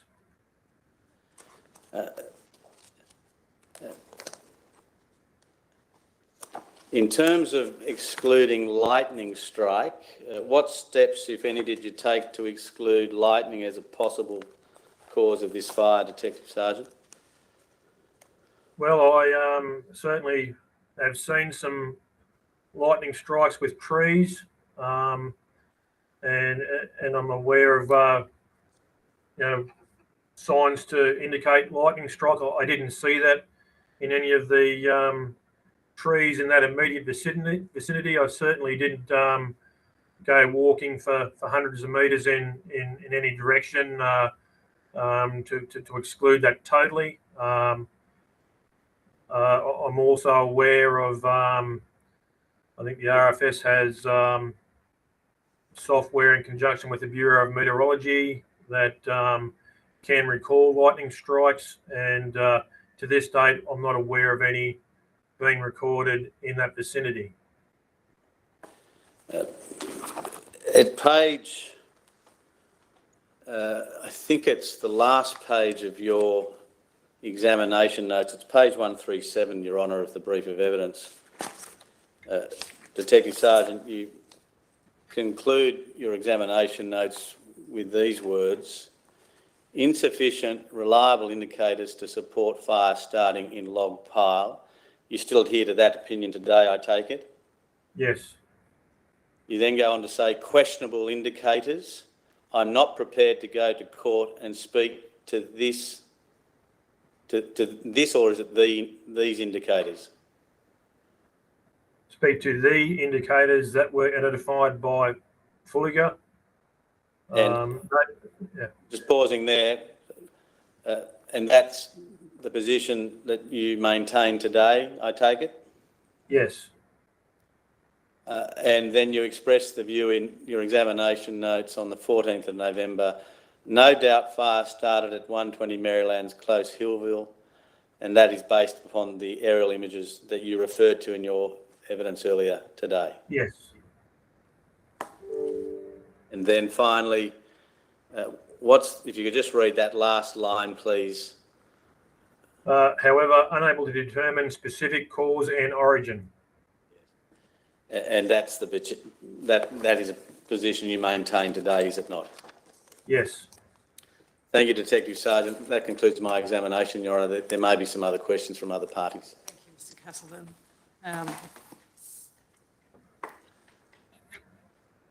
Mr. Tennyson?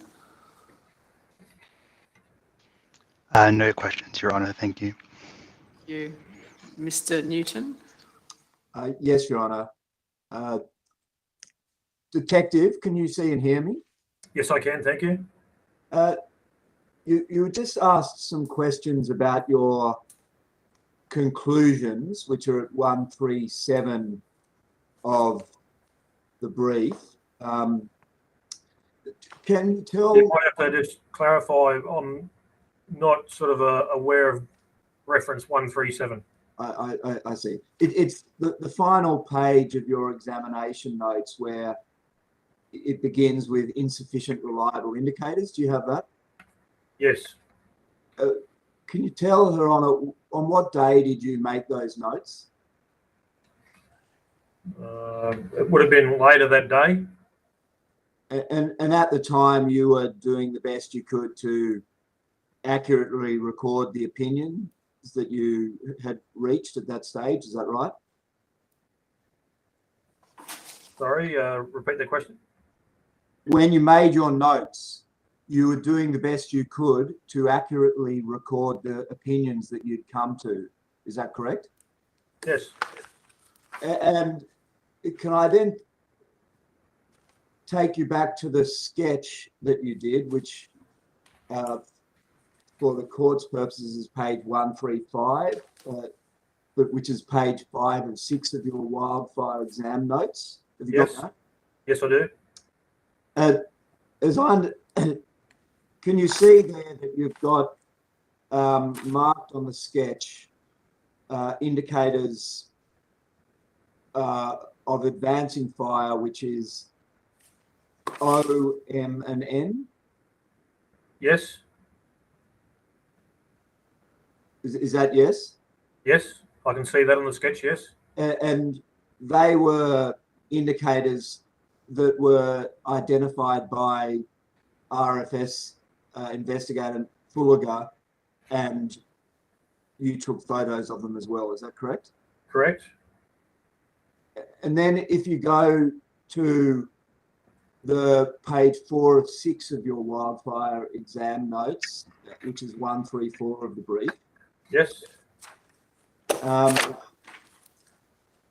Can you see where there is the heading cause and origin? Yes.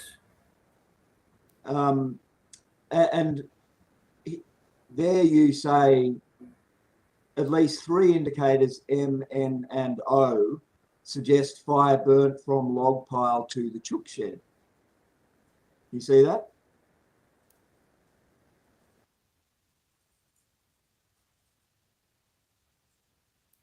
So that was your opinion at the time you made your notes, wasn't it?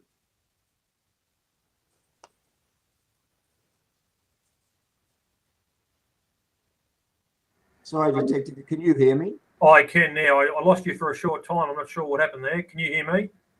Yeah, your voice cut out, but has come back in now. So can you hear me now? I can hear you now. I lost you for a short time.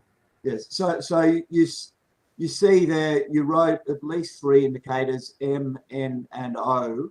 Yes. Suggest fire burn from log pile to chook shed. Yes. And you also observed that the northwesterly winds would have made it difficult for the fire to have started at the chook shed and burnt back to the log pile. Yes. So as I understand it, it was your opinion at least that the fire had, I'll draw that. It was your opinion at the time you made your notes that there was sufficient evidence to conclude that the fire had travelled at least from the general area of what had been a log pile towards the chicken shed. That's correct, isn't it?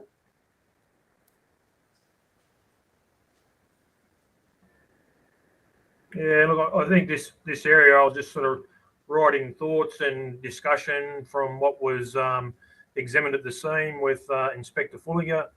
So although I'd written those points, it was just more information recording consistent with what I've got in the sketch plan. But aren't you there dealing with, you're addressing the possibility that the fire had started in the chook shed and you were discounting it as a possibility. That's correct, isn't it? Let's read that again.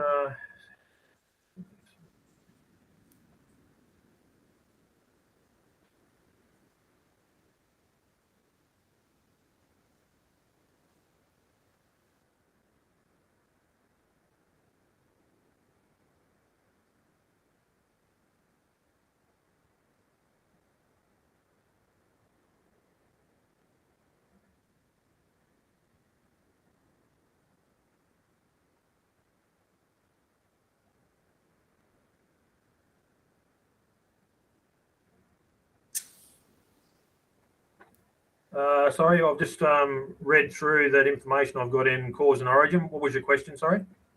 What you were doing in that section was raising or dealing with the possibility that the fire had started in the chook shed, and you were discounting that as a likely cause of the fire. That's correct, isn't it? Yeah, I've made notes to say that it was unlikely that it would have started at the chook shed and burnt back with the prevailing winds at the time. Yes.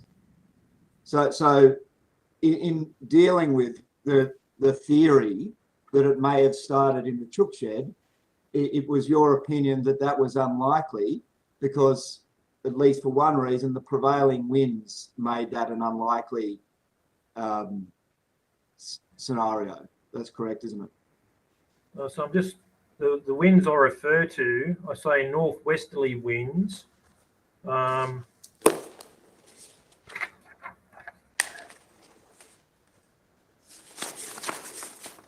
And that might be an error. I thought the winds were north or easterly winds on the day. So I may have even made a mistake with my note there. Well, Detective, the fire burned from the property at Hillville in an easterly direction. Yes. Generally. Yes. And that is consistent, and also in a southeasterly direction. Would you agree with that? Yes. And I think over a number of days, winds and direction of fire travel changed. So yeah. But a fire burning in a southeasterly direction is consistent with the wind coming from the northwest, which is what's generally described as a northwesterly wind. Yes, true. And so where you wrote northwesterly winds would make it difficult for the fire to have started at the chook shed, that wasn't an error.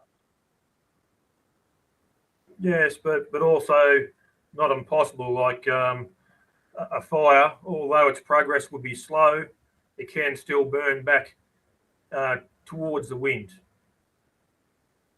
depending on the vegetation and material that's there to burn. I want to suggest to you that the opinion that you expressed in that section of your report was what you honestly held on the day. Do you agree with that or disagree with that? Oh, look, it was a theory that I had considered on the day for sure. No further questions, Your Honour. Thank you, Mr. Newton. Anything arising, Mr. Cassidy? I just want to deal with one matter so there's no confusion, Your Honour. Detective Sergeant, do you agree that a lateral or flanking fire is area of the fire that is moving sideways across the prevailing wind or slope on each side of the main fire as it advances? Sorry, the question was, is a fire moving sideways a flanking fire? I'll put it to you in clear terms so that there's no confusion. Do you agree that a lateral or flanking fire is the area of fire that is moving sideways across the prevailing wind or slope on each side of the main fire as it advances, in general terms? Yes, it is a sideways moving fire, yes. And by that, it's not travelling with the prevailing wind. It's cutting across it. Correct. And do you also agree that a backing fire is the area of fire that is progressing away from the origin against the prevailing wind or downslope? Yes. And do you agree that a backing fire is, generally speaking, a slower moving fire of less intensity? Yes. And do you agree that, again, generally speaking, that as fire moves upslope, that it can travel faster than downslope? Correct. So that concludes the examination. Thank you. Thanks very much, Sergeant. You're excused now. Thank you. Thank you. Yeah, I'm conscious of the time and I have gone over. I'm in Your Honour's hands as to to what Your Honour wishes to do by way of a morning adjournment. We might take a short break, perhaps till 12:30. I please the court.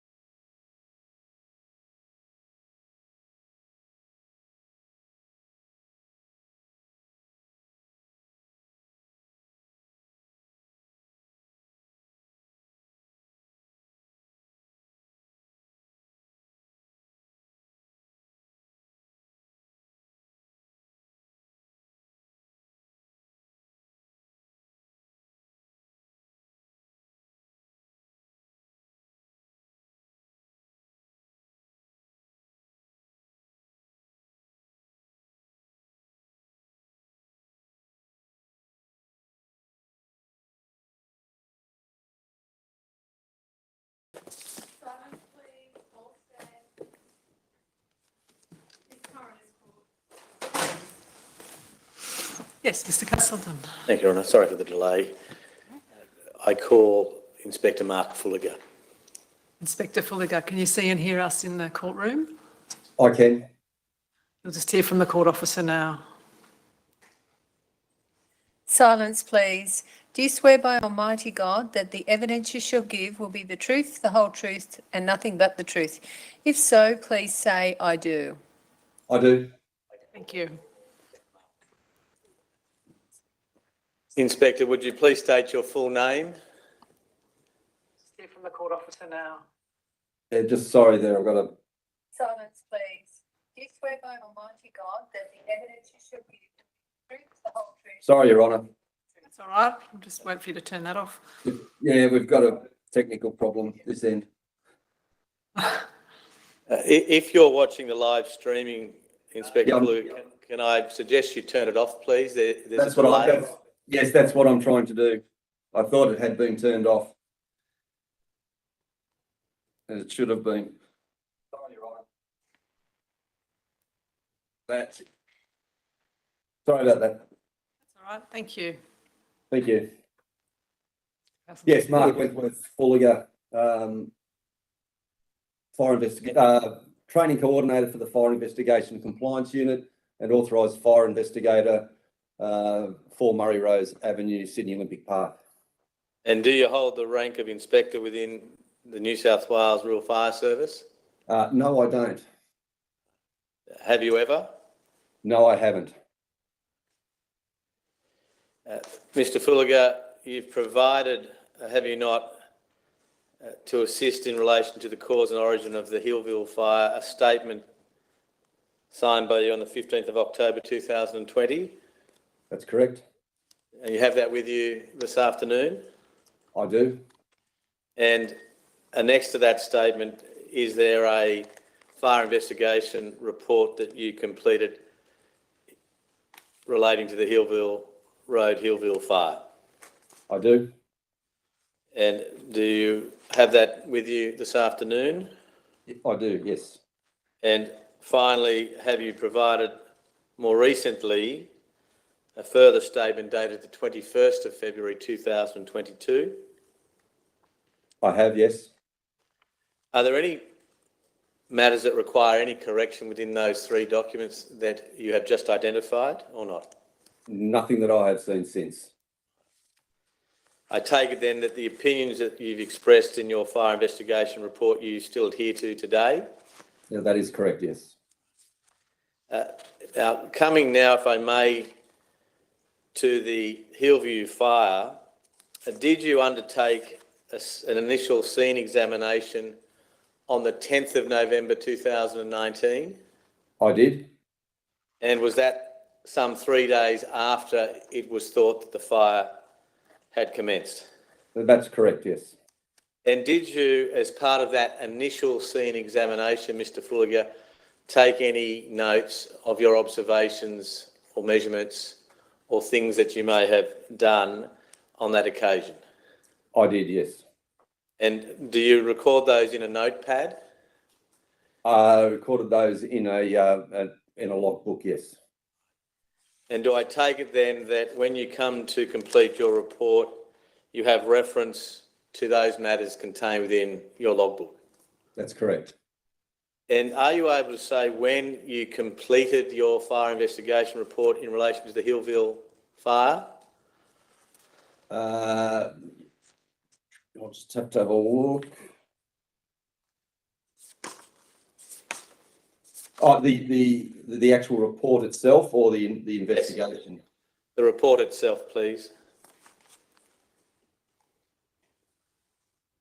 Doesn't actually state on my report the date that was submitted and reviewed and accepted. 28th of April 2020. And are you taking that date from 2 places? One, date approved on page 6 of 8 of the report itself. That's correct, yes. And also the fact that it was printed on that very same date, the 28th of April 2020. That's correct, yes. If I can ask you to take if you could just look at the top of page 6, reference is made to the report being rejected on the 30th of March 2020 at 7:56 a.m. Do you see that? I do, yes. Do you recall why it was that your initial report was rejected? No, I cannot remember that. What's the approval process, as you understand it, that existed at that time within New South Wales Rural Fire Service for the approval of fire investigation reports? It would be approved by another fire investigator or manager in relation within the fire investigation and compliance unit. Do you recall now what, if any, alterations you needed to make to the report for it to be approved on the 28th of April 2020? No, I cannot recall.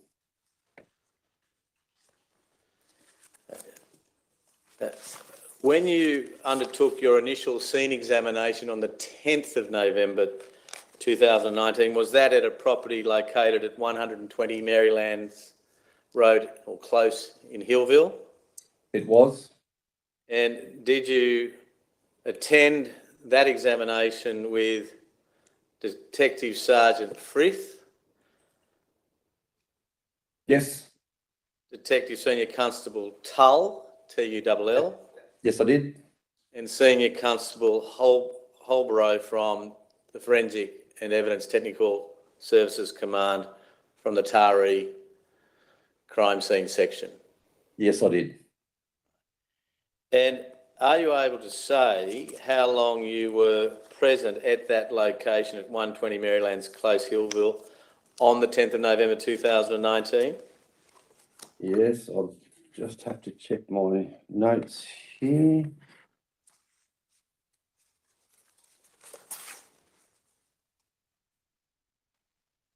I think we were there for approximately just over an hour at 120.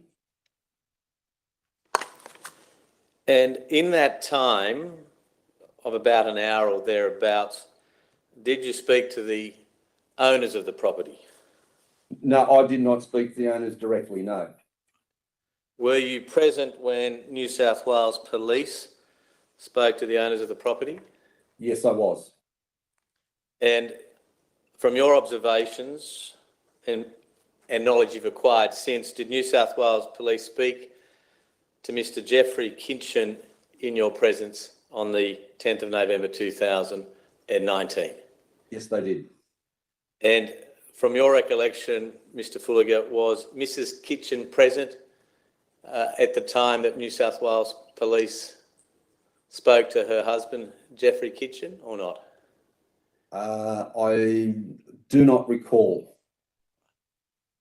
Did you hear, as part of that discussion between Mr. Kitchen and New South Wales Police, that Mr. Kitchen indicated from his observations on the 7th of November 2019 that the fire originated from a chicken shed or chook pen?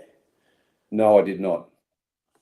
When did you come to learn about that information? I think that may have come to light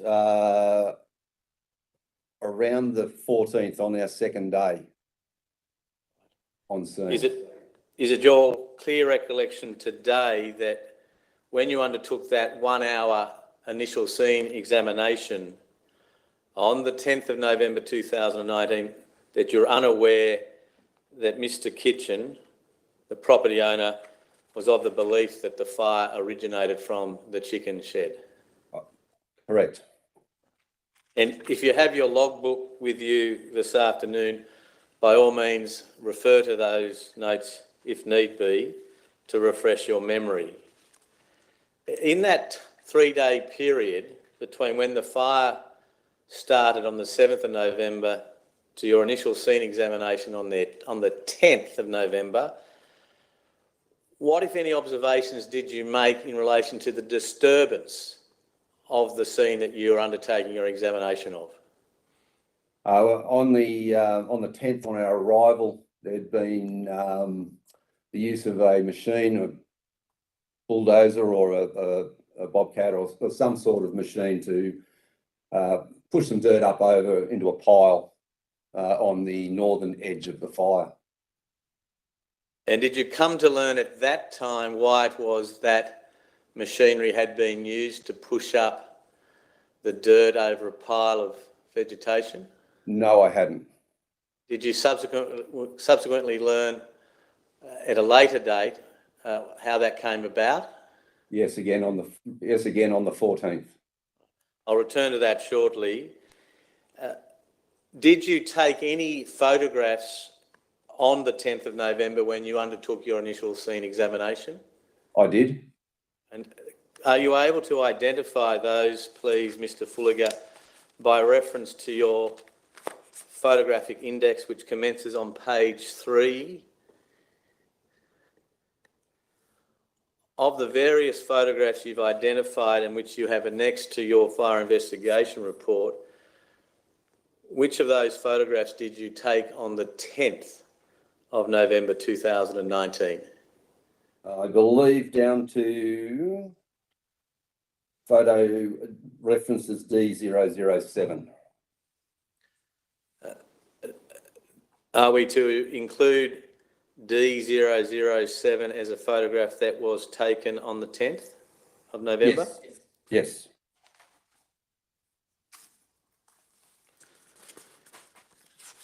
Did you, in that hour or so that you were present on the 10th of November 2019, take any measurements? No, I didn't. Did you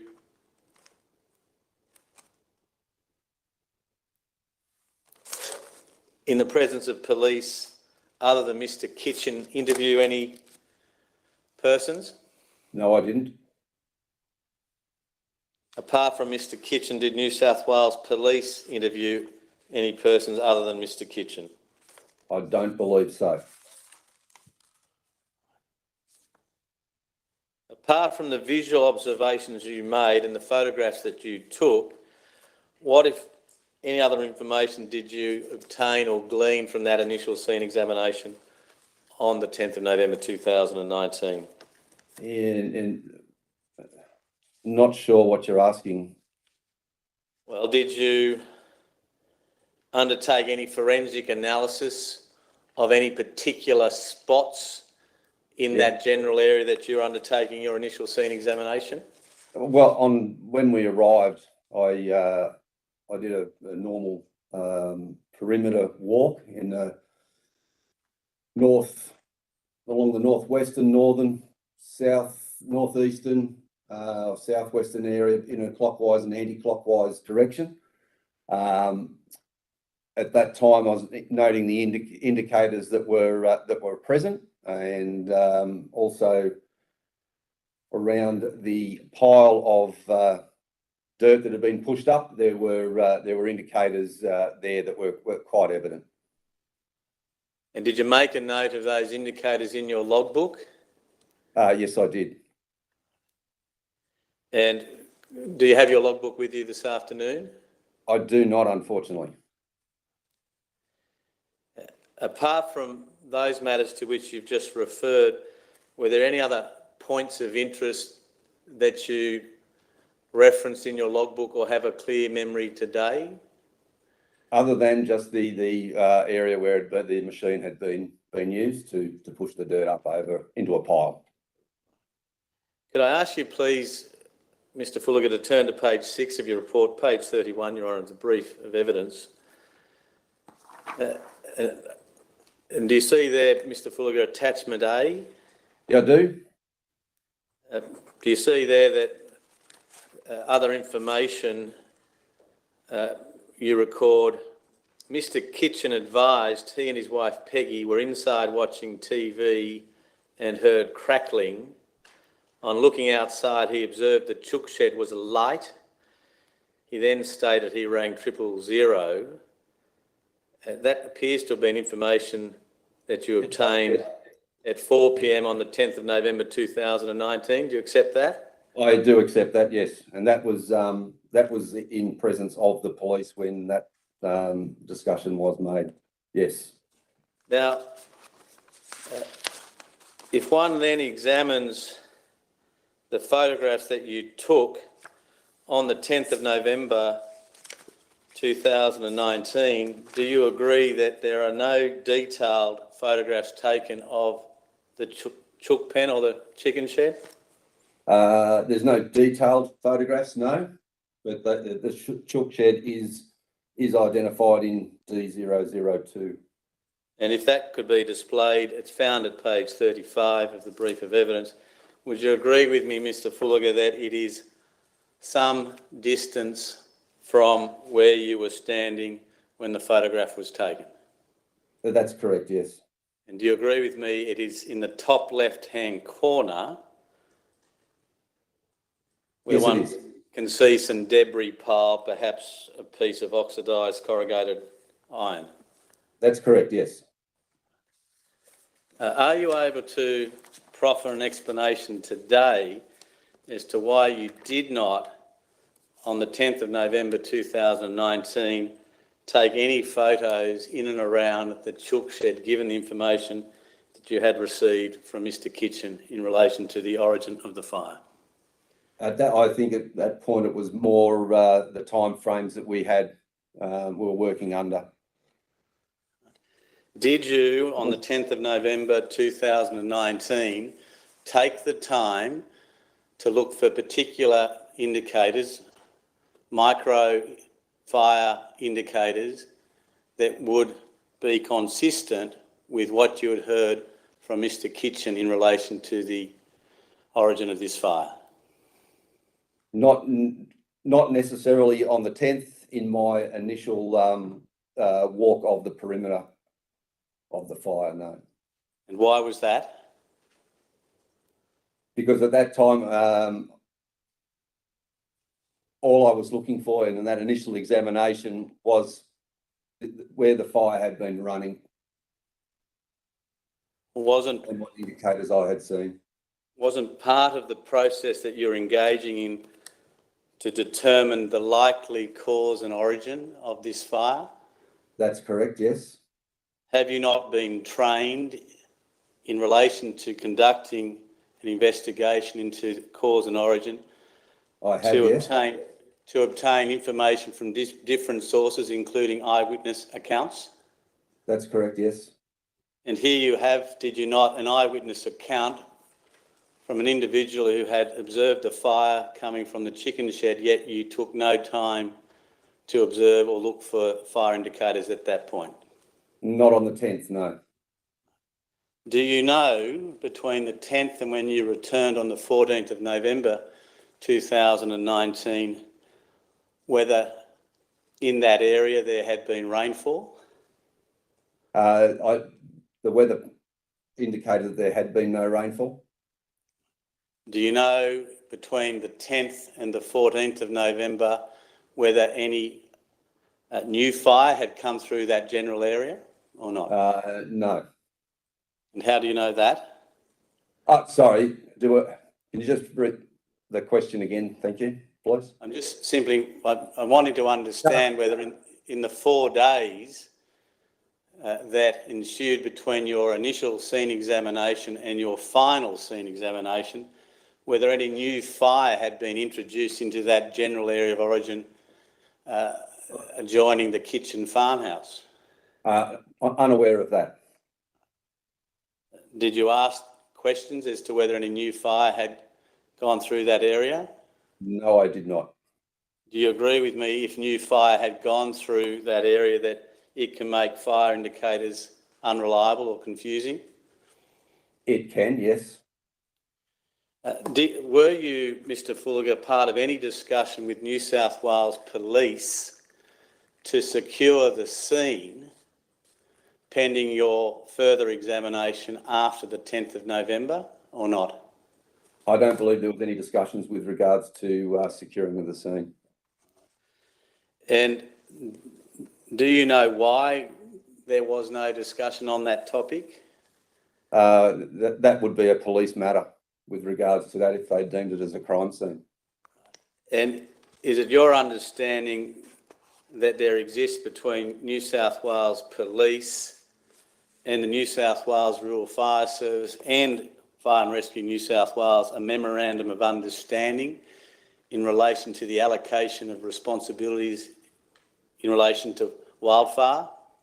Yes, And is it your understanding that that memorandum requires or attributes responsibility, I should say, to New South Wales Police to determine whether or not a scene should be secured? that's correct. Do you agree that it would be prudent in terms of investigating cause and origin of a fire that a scene is secured pending the final determination of cause and origin? One would think so, yes. And that's because, as a matter of logic or common sense, that the scene could be disturbed, which may make the determination more difficult as to cause or origin. That's correct. Did you today watch the evidence being live streamed on YouTube given by Detective Technical Sergeant Shane Guymer? I did. Did you attend 120 Maryland's Close again on the 14th of November 2019 with Detective Sergeant Guymer? I did. And do you agree with his evidence that you may have been at 120 Maryland's Close on that day for in the order of 2.5 hours or not? That's correct, yes. And on that occasion, did you undertake a more detailed scene examination as to the likely cause and origin of this particular fire? I did, yes. And do you agree with the evidence that you heard today from Detective Sergeant Guymer that you placed particular flags around the general area of origin that indicated particular indicators of fire behaviour? I did, yes. And do you agree with Detective Sergeant Guymer that he placed evidence markers with particular letters next to those fire indicator flags that you positioned throughout that area of origin? That's correct, yes. And does a red flag indicate advancing fire? It does. A blue flag backing fire? Correct. And yellow a lateral or flanking fire? Correct. Now, do you have before you today, Mr. Fulliger, Detective Sergeant Guymer's wildfire examination notes, which form part of the brief of evidence before Her Honour? I do, yes. Could I ask you please to bring that up? And if need be, we can bring it up on the screen. It's found at page 135, Your Honour, of the brief of evidence. You may have seen this displayed earlier today as part of the detective's evidence. Does that, and if you need to reference, and I'll take you to it shortly, Mr. Fulliger, but if you need to reference your own sketch diagram, do so. But does that diagram that one sees that was created by Detective Sergeant Guymer a reasonable representation of what you and he did on that occasion on the 14th of November 2019? I do not have that as part of my brief here at all, and there's nothing. There it is. Yep. It should be on the screen now. I can see it now. Yeah. Yep. I'll just see if we can slightly magnify it without cutting too much of it off. Yep. Is it, to your recollection and having regard to your own sketch diagram, do you agree that that's a reasonable representation of what you and Detective Sergeant Guymer did on the 14th of November? It certainly is, yes. Right. And one sees the letter A, and is that where you formed the opinion was the likely area of origin of this particular fire? That was from my, that is correct, and from my visit on the 10th. And beneath that letter A, do you see a number of letters running B through to F? I do, yes. And from your observations of the scene, did you form the conclusion that there was evidence there, marked there, consistent with backing fire? What would have been backing fire, yes. Thank you. And if you then move to slightly to the right and you see the letter H through to L, at the time of your examination did you observe fire indicators consistent with lateral or flanking fire? Along that fence line, yes, I did. And placed at those approximate positions a yellow flag? That's correct. And then one sees the letter M all the way through to T, a red flag. Did they, generally speaking, detect advancing fire as you tracked that general area to the east of the farmhouse? That's correct, yes. Now, when you undertook your final scene examination on the 14th of November, Mr. Fulliger, had there been significant disturbance since your last inspection on the 10th of November? Yes, there had. There'd been more use of a machine. It had pushed the pile of the dirt out, probably a further 5 or so metres from where it originally was. There'd also been logs, branches and black polypipe introduced to the scene.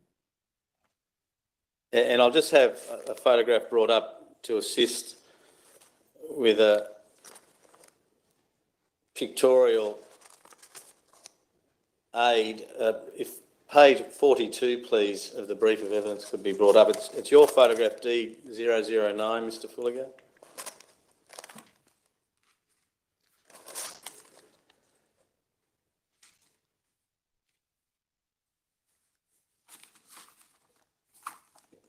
Is that the is that the poly pipe you just referred to a moment ago in your evidence? Yeah, that's correct. That's the black polypipe there at the bottom of the photo. And one sees a number of cut logs and broken branches that don't show any signs of suiting or protection.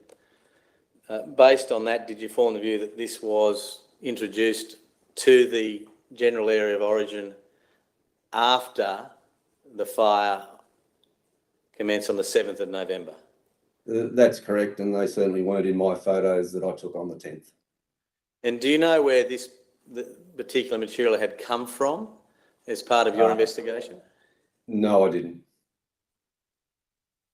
And in the background in this photo, one sees a number of what appears to be star pickets. Is that the fence line that was drawn in Detective Sergeant Guymer's sketch diagram? Yes, it was. And behind, if one moves from the right to left, behind the first star picket, do you see a charred tree trunk? Yeah, as in right behind? Well, if one moves from, you'll see a cut log, and immediately behind a cut log looks like a rusted star picket. Yep. And then behind that there seems to be a tree with significant charring towards its That's crown. correct, yes. Did you undertake any site inspection around that tree or not? I did, yes. And did you observe any indicators around that tree that may assist in relation to the direction of fire travel or spread at that point? Yeah, there was some conflicting indicators around that tree where fires had travelled to it and away from it from a number of directions.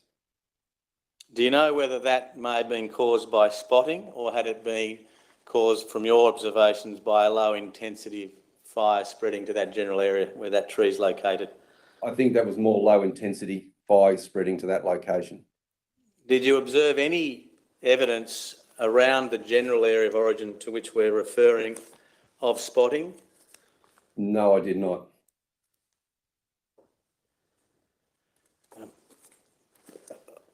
I'd like now to go to your sketch diagram, if I may, Mr. Fulliger. It's found at page 67 of the brief, Your Honour. It's page 11, Mr. Fulliger, of your investigation report.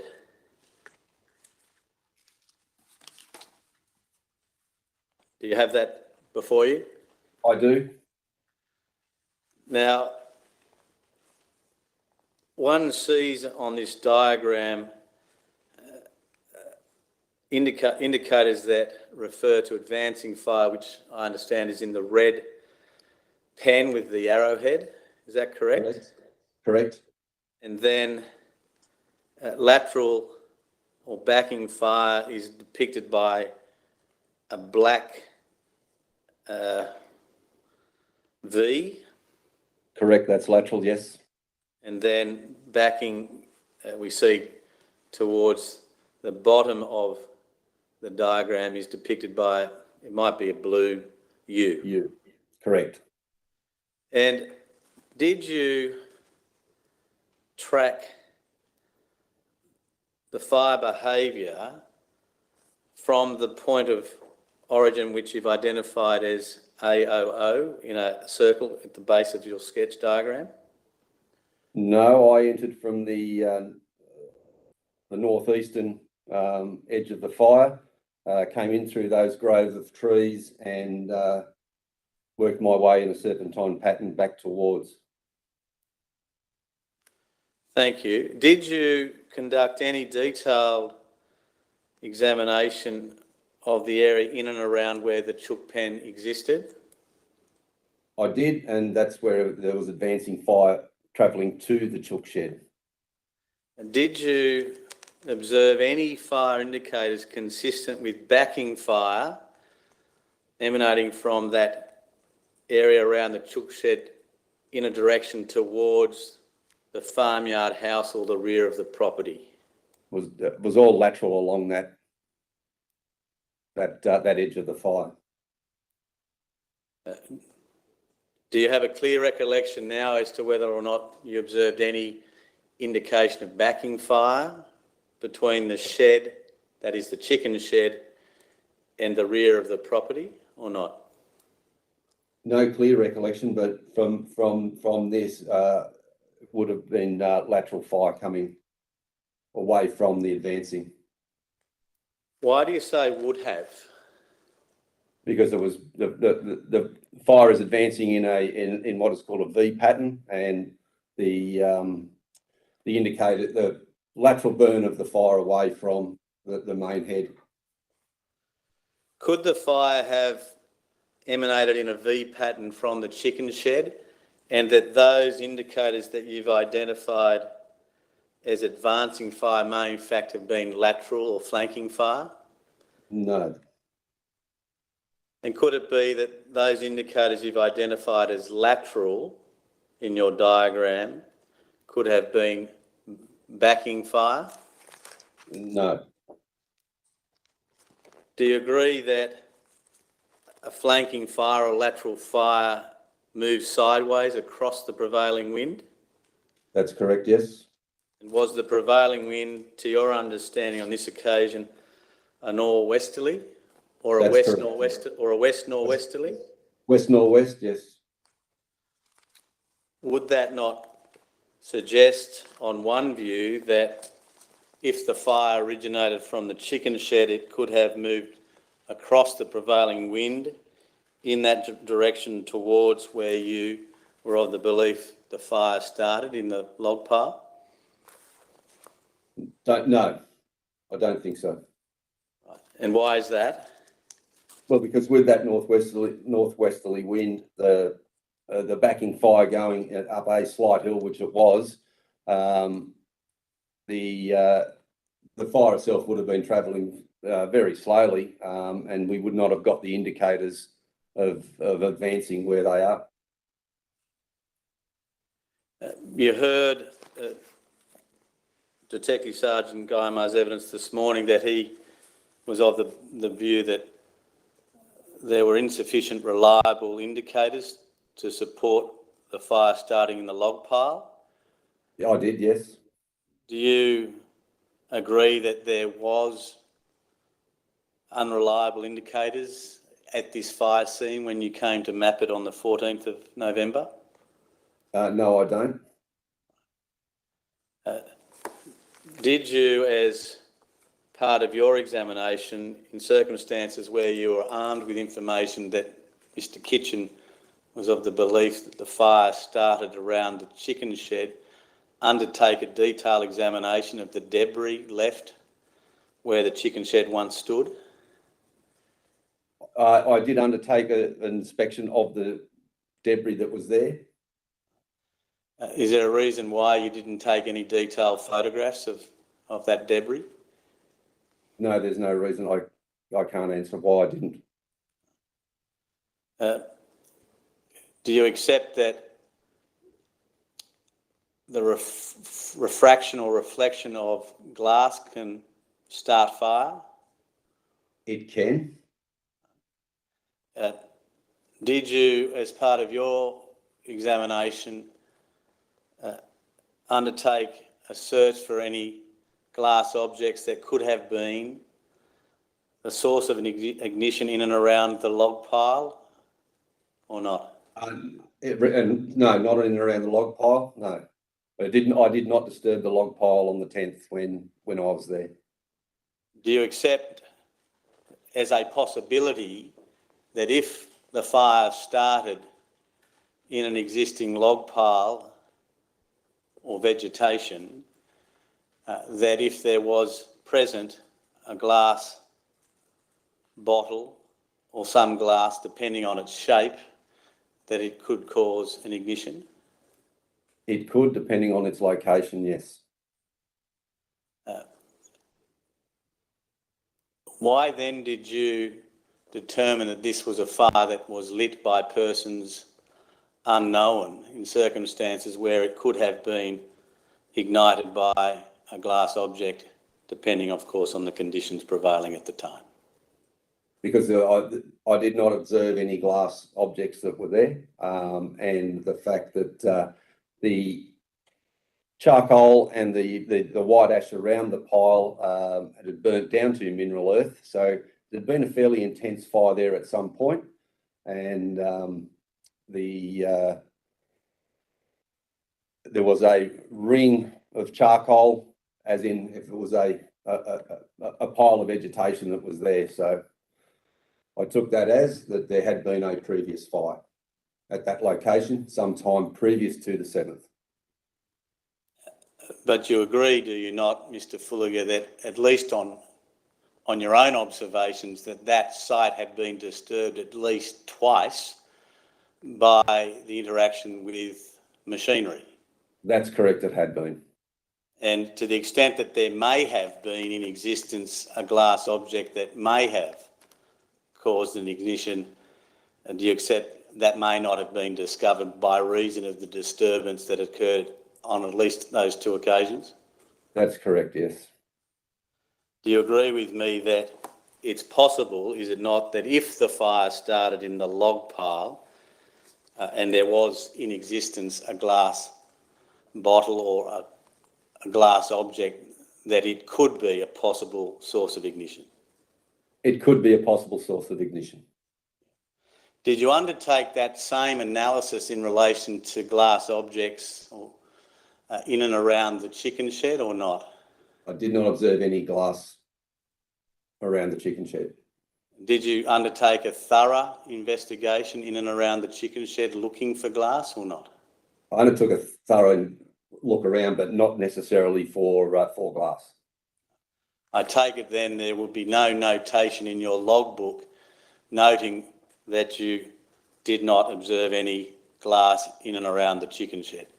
There is no notation. And I take it there's no notation to the same effect in relation to the existence of the log pile or vegetation? With regards to the glass, no.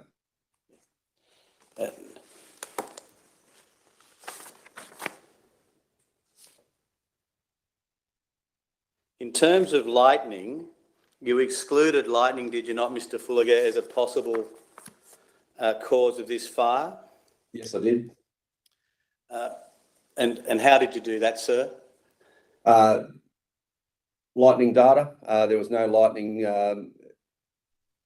observed or picked up by the lightning data prior to the ignition of the fire, and there was no evidence of any lightning strikes on trees or ground strikes in and around the area that we were looking in.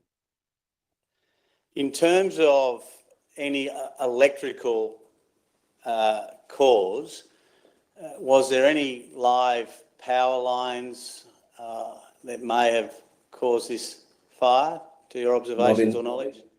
No power lines within the area we were looking at. And from your investigations and discussions with New South Wales Police, were you able to exclude the use of any machinery in that area?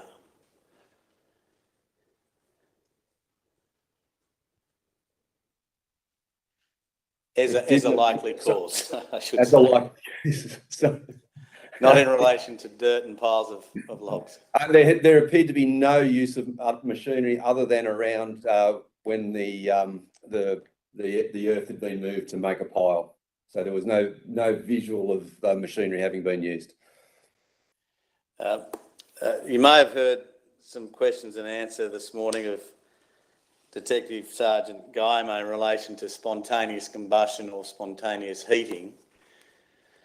Firstly, do you accept that spontaneous combustion can occur in manure? It can occur, yes. And it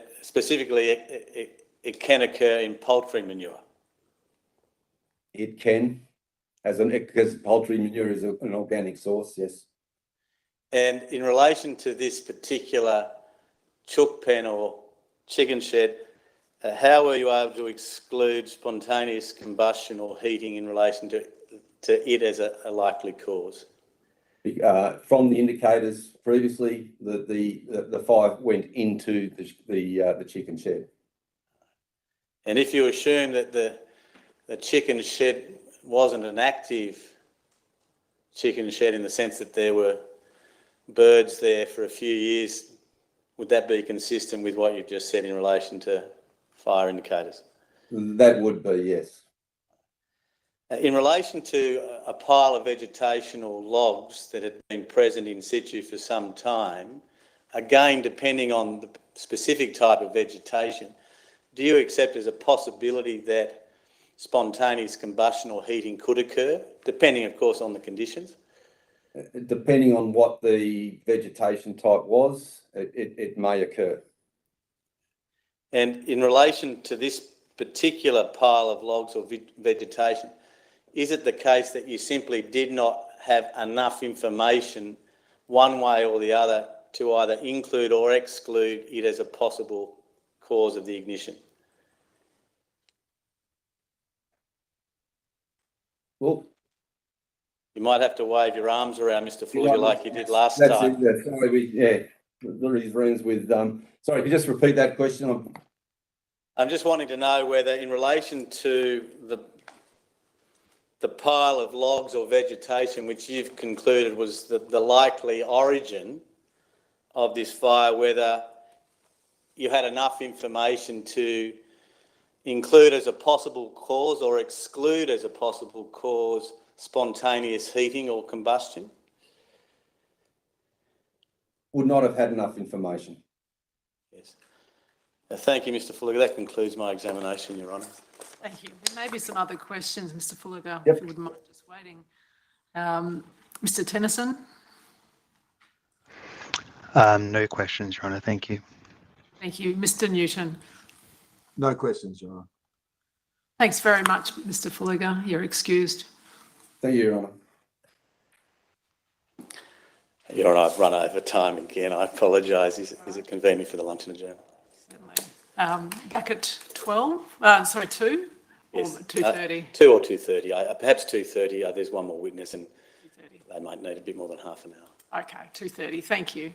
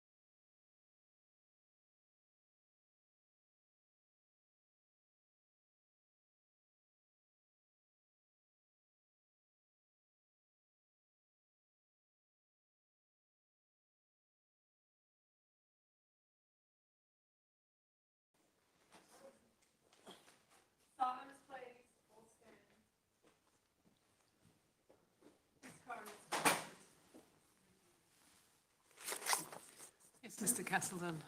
Please, Your Honour, I understand Ms Kitchen is available and can be sworn. Before she's sworn, Your Honour, can I indicate that she'll be giving her evidence via audio? Yes. And perhaps if we can just do a sound check before she's sworn. Ms Kinchin, thanks for participating today. We're just going to make sure that you can hear us well and that we can hear you well.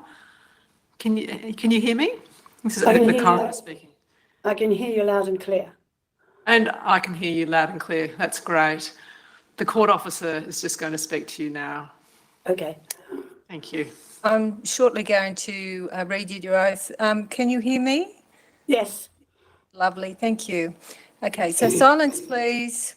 Do you swear by Almighty God that the evidence you shall hear will be the truth? So, I beg your pardon. Do you swear by Almighty God that the evidence you shall give will be the truth, the whole truth, and nothing but the truth?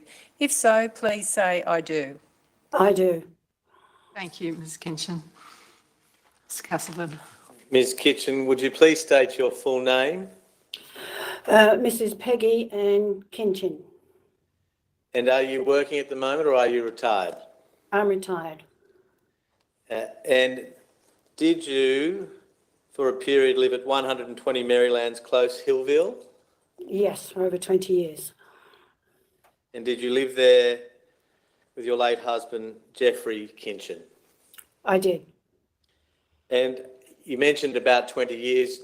Do you recall what year it was that you and Jeffrey moved to the property at 120 Marylands Close? Jeffrey moved, he retired from work, and I think it was about 1997, and I followed the following year, and we got married in 99.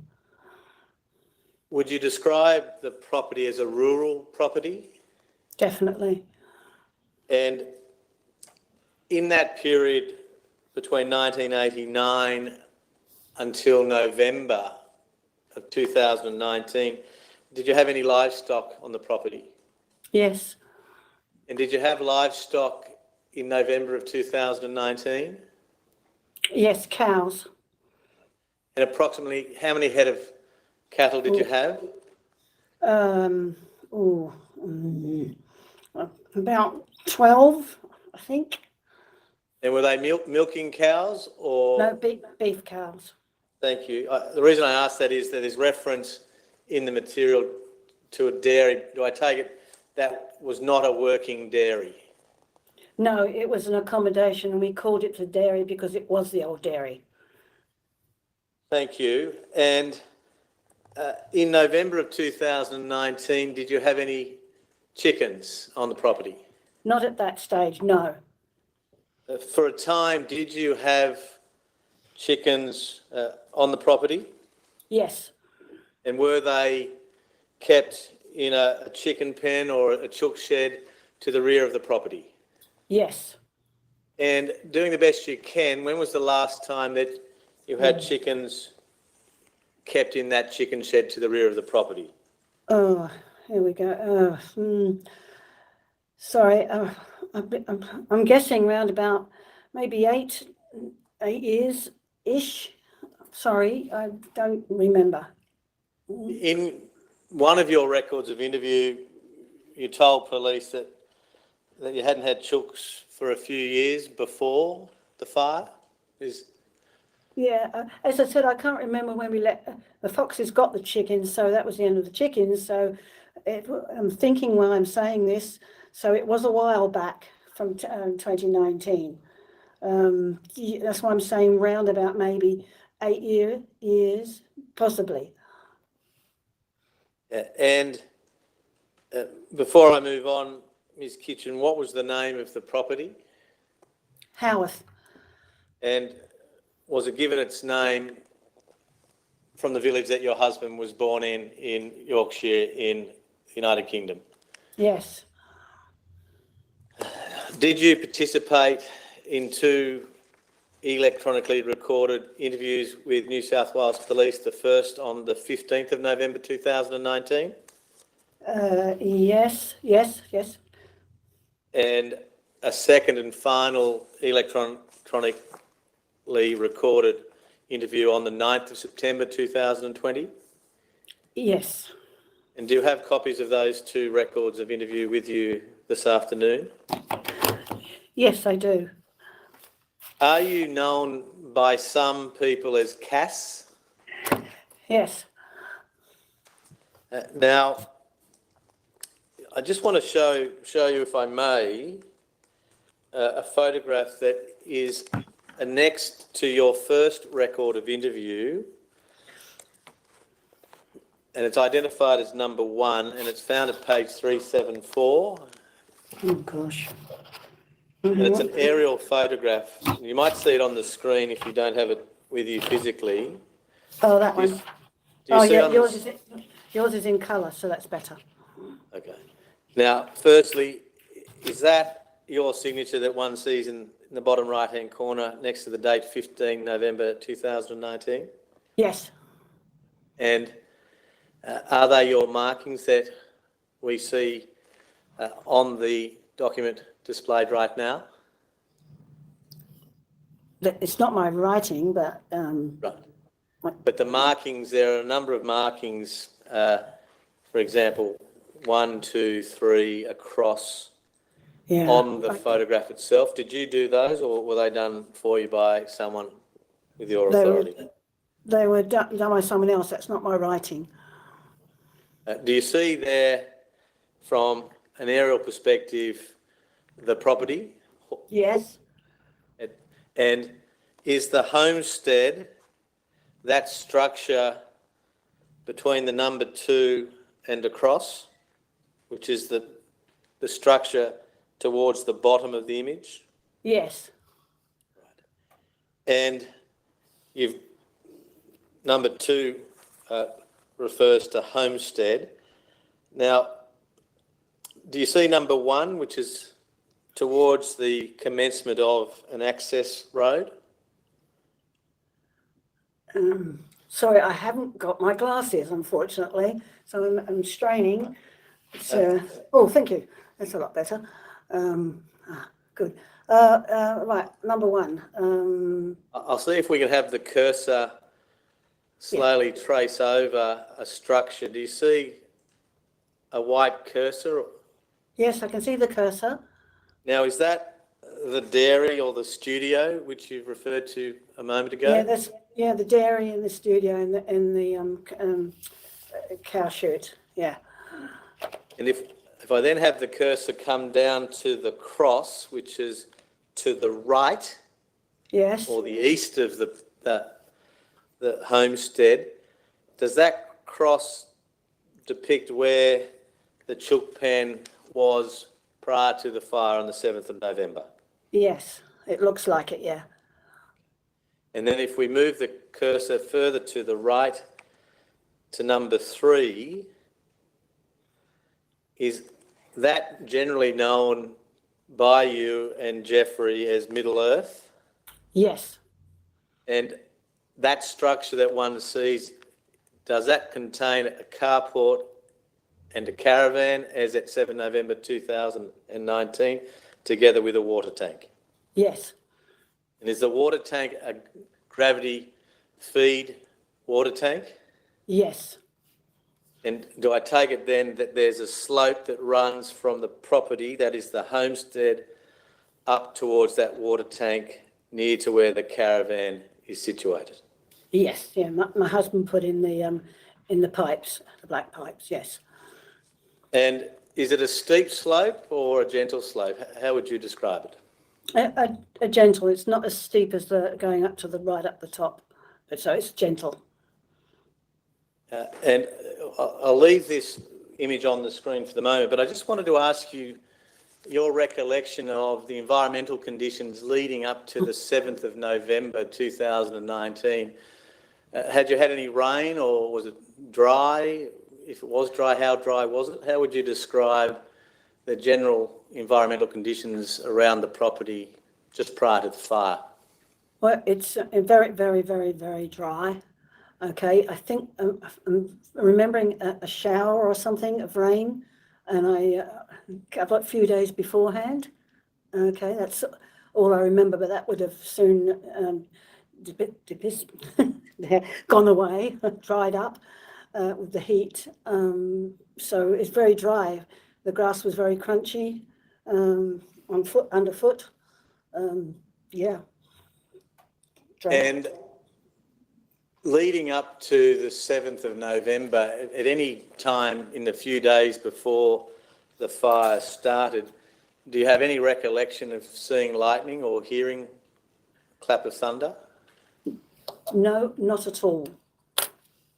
And do I understand your evidence correctly that the first sign of any fire was when you heard some crackling in the middle of the day on the 7th of November?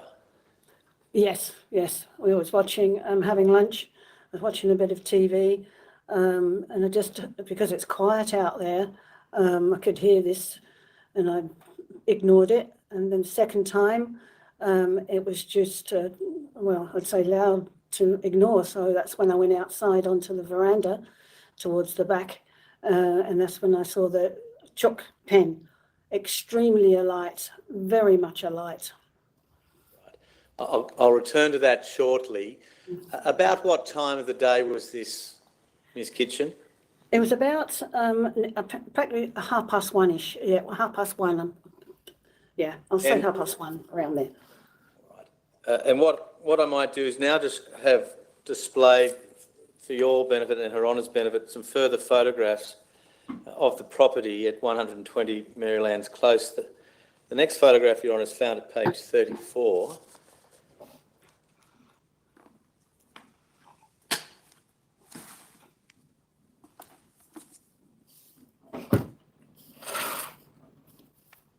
Whilst that's coming up, Ms. Kitchen, Yes. can I ask you this? Prior to 1:30, when you heard the crackling, had you been outside in and about the property or not? In the morning, I would have, outside the house or outside the fencing. And you observed no sign of fire, be it smoke or the smell of smoke? No, I brought in, I'm pretty sure I brought in the washing about 12-ish. I tended to bring it in before it got crisp. So that was there, and then there was lunch, and that was it. Now, do you see on the screen a view of the farmhouse? Yes. And one sees in that picture what appears to be a wraparound veranda. Do you agree with that? Oh, definitely, yes. And when you say in your evidence that you went out on the veranda and saw the chook shed a light, are you able to indicate on this photograph where you were positioned or not? Absolutely. Right down the end to the left. Right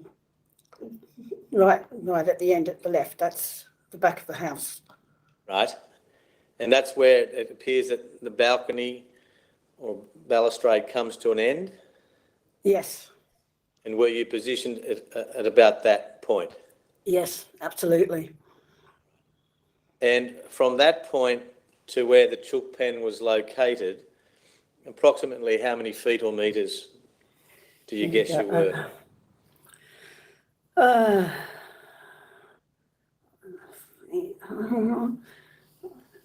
And if you're unable to, please say so. And if you need to take a break, please do. Oh yeah, no. Okay, I'm just trying to figure out in feet or in metres. If I do Whatever's you. Let's try metres. 1, 2, 3. About maybe 10 metres or something like that. 10. Yeah. I'm not good with measurements, so I'm guessing. If you were a cricketer, could you lob a cricket ball from where you were standing onto the roof of the chook pen? You're not a cricketer. What about a swimming pool? So a 25-metre swimming pool, you know how big that is, or an Olympic size is 50 metres? Oh, okay, no. You know where you're coming from. But if you can do it in feet, that's fine. Because you go past the, have to go past the barbecue area and go into where the chook pen is. Oh gosh. I've got to say I don't know all I know is where it was. Yes. You know what I mean? And the clothesline, is the clothesline anywhere near between where you were standing and that is standing on the veranda in the chook pen, or is it located elsewhere on the property? It's back a little bit. It's sort of almost level with the chook pen. Now, if we turn to the next document, which is page 35 of the brief, do you see that on your screen? Yes. Kitchen. Now that's looking. Is that looking back towards the rear corner of the farmhouse, or not? It's the corner of the house. You can sort of just hang on. I've got to be careful here. We've got a barbecue area here. Well, if we do it another way, if you see in the top left-hand corner some debris and perhaps a piece of corrugated iron. The left side. Yes. Yeah, top yeah, left. yeah. That where I the can see. tool shed was? Yeah, I can see that. I haven't got glasses to see the wire. It would have been there anyway. And then as one moves from that left-hand corner, which is where the chook pen was located, moving slowly to the right, do you then come to a fence line? Yes. And then on the right-hand side of the fence line, as one looks at this image, do you see some unburned ground or grass? Yes. And then two green roofs, but one appears to be a slightly pitched green roof. Do you see that? Yes. Is that the rear corner of the farmhouse?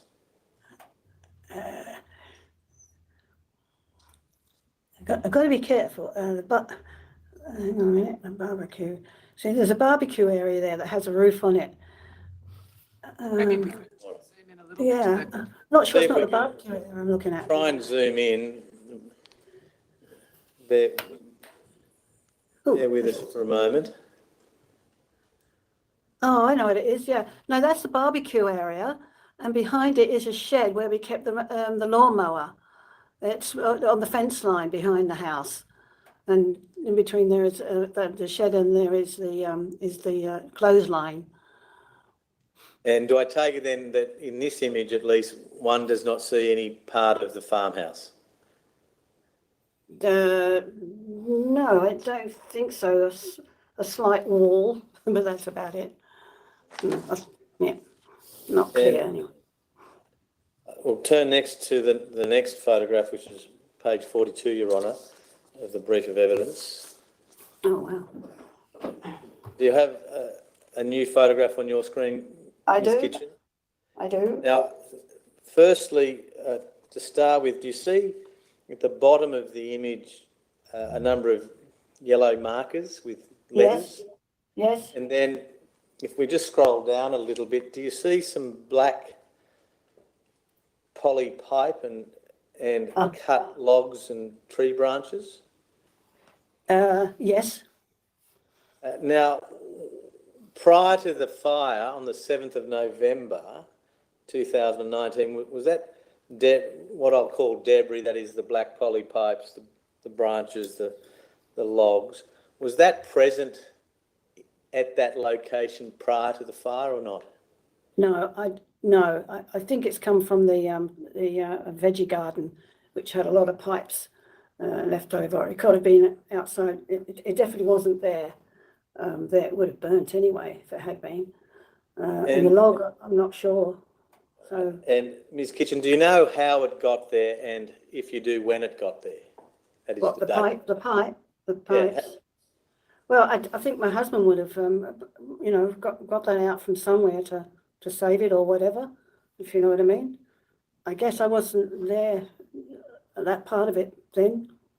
Did you at any time after the 7th of November make any observations of a tractor or heavy machinery or plant present in that general area with a blade moving across the soil or the ground? Not that I'm aware of. I know when Barry came down and did all that work there, but I don't remember that. I don't remember seeing that, and so I can't really make a comment on it. Yeah. And do you see in the right-hand corner Yes. a tree that's charred? Yes. Not surprised. Now, do you have a recollection of seeing that tree on fire on the 7th of November or not? Is it that one or the other one? There was so much going on. Yeah, there's so much going on then, and I wasn't a lot in that area. I was on the other side trying to stop it to get to the house. So.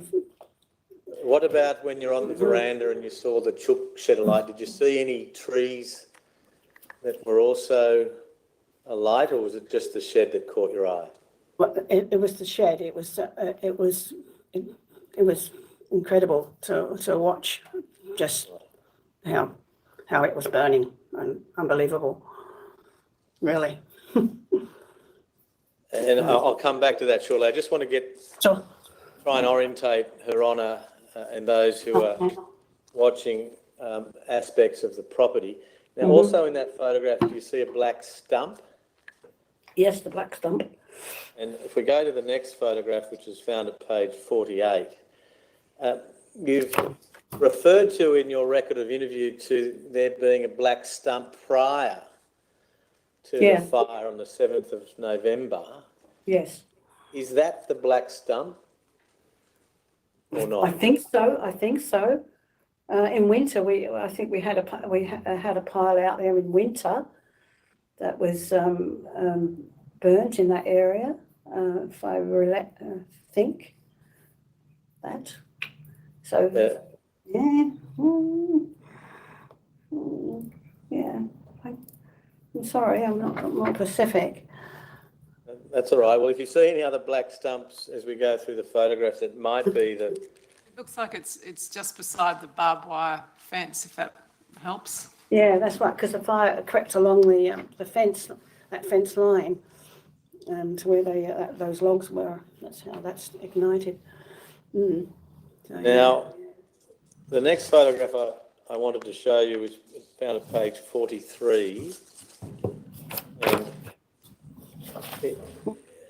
And again, do you see some corrugated iron and some debris in the centre of the photograph? To the right of a large eucalyptus tree? That was the roof. Yeah, that was the roof. And that was the chook pen, was it? Yes, definitely, yeah. And then I'll go to page 51 now, which shows a slightly different perspective. Now, again, do you agree that the debris that one sees at the top middle of the photograph is where the chook shed stood? Yes. And then if one moves to the right, and perhaps we can magnify this, do you see a portion of the house? Yes, the end of the veranda. And one sees, as you've just mentioned now, a part of the veranda. Yes. Is that where you may have been standing when you made your observation of the chicken pen being on fire on the 7th of November at about 1:30 p.m? Yeah, yes, I would have gone down the steps as well. Yes. Now, from that position on the veranda towards the rear corner of the homestead, could you see into that area where the debris was that I just showed you, where the poly pipe was, the broken branches and cut logs? Sorry, could I see it, that area? Yes, could you see from that position where you saw the chicken pen alight, could you look into the area where I showed you the photos of the debris, that is the black poly pipe and cut log and tree branches and the like? Oh, yeah. You're tapping my memory here for standing there. So if I looked to the left, yes, I would have seen something. I was standing in that position. Yeah, I Well, would have seen something. pausing there, Ms. Kitchen. If you looked to your left on the 7th of November, at that time that you saw the chicken shed on fire, did you see a pile of logs or vegetation also on fire? No. And are you quite certain of that? Wait. So you're talking about when I saw the chook pen alight? Yes. Okay. I didn't see anything else alight. Okay. Nothing else at all? What about sorry to cut you off, what about the ground around the chook pen? Was it on fire or was it just the chicken pen? The chicken pen was on fire and the grass around it was starting to burn. Yes, because that's what we were trying to stamp out to stop it moving further. Okay, so there was a lot of work done with that. I'm sure. In what direction was the fire moving? Was it moving towards you or away from you? It was moving towards the clothesline, towards the house. The wind was incredible. It seems to be flipping it around everywhere. You look at one and then it's another way, and it started, moving on. It just seemed to be everywhere. That's why we needed help, of course, etc. So the wind has to be taken in consideration here because it was quite bad. I'll come back to that in a moment. Do we see in this photograph the clothesline? Hang on a minute, where are we? I think it's hidden by the barbecue area. Hang on. Oh. Is it a Hills hoist? Yeah, Hills hoist. Can you see it? I haven't got my glasses, so I can see something that looks like a...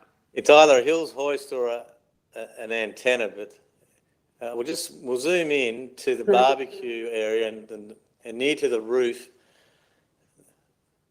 Do you see? Oh. I'll just have the... That's a bit tall for a... Yeah. What's that structure, do you know? Good question. All right, we'll move on if you don't know. But do I take it in this photograph we don't see the clothesline? Oh, no. No, it looks like a clothesline, but it's too tall. Isn't it? Is that the general area where the clothesline was located? Yes, sort of. Yes. And it was a Hills hoist? Yes, it was. Yes. Now, you mentioned a moment ago about the wind was swirling. Was it coming in from all different directions from your observations? It seemed to be, you're turning one way and it's hitting you, and then you turn around and it was just, and anybody else was there would know that the wind was definitely playing up and not helping the situation at all, making it worse. And as one looks at this image, and in particular where the chook pen once stood, did you see the fire moving to the right of the chook pen in line with the fence line? I was not observing that at that time when it started, when we had our friends come down.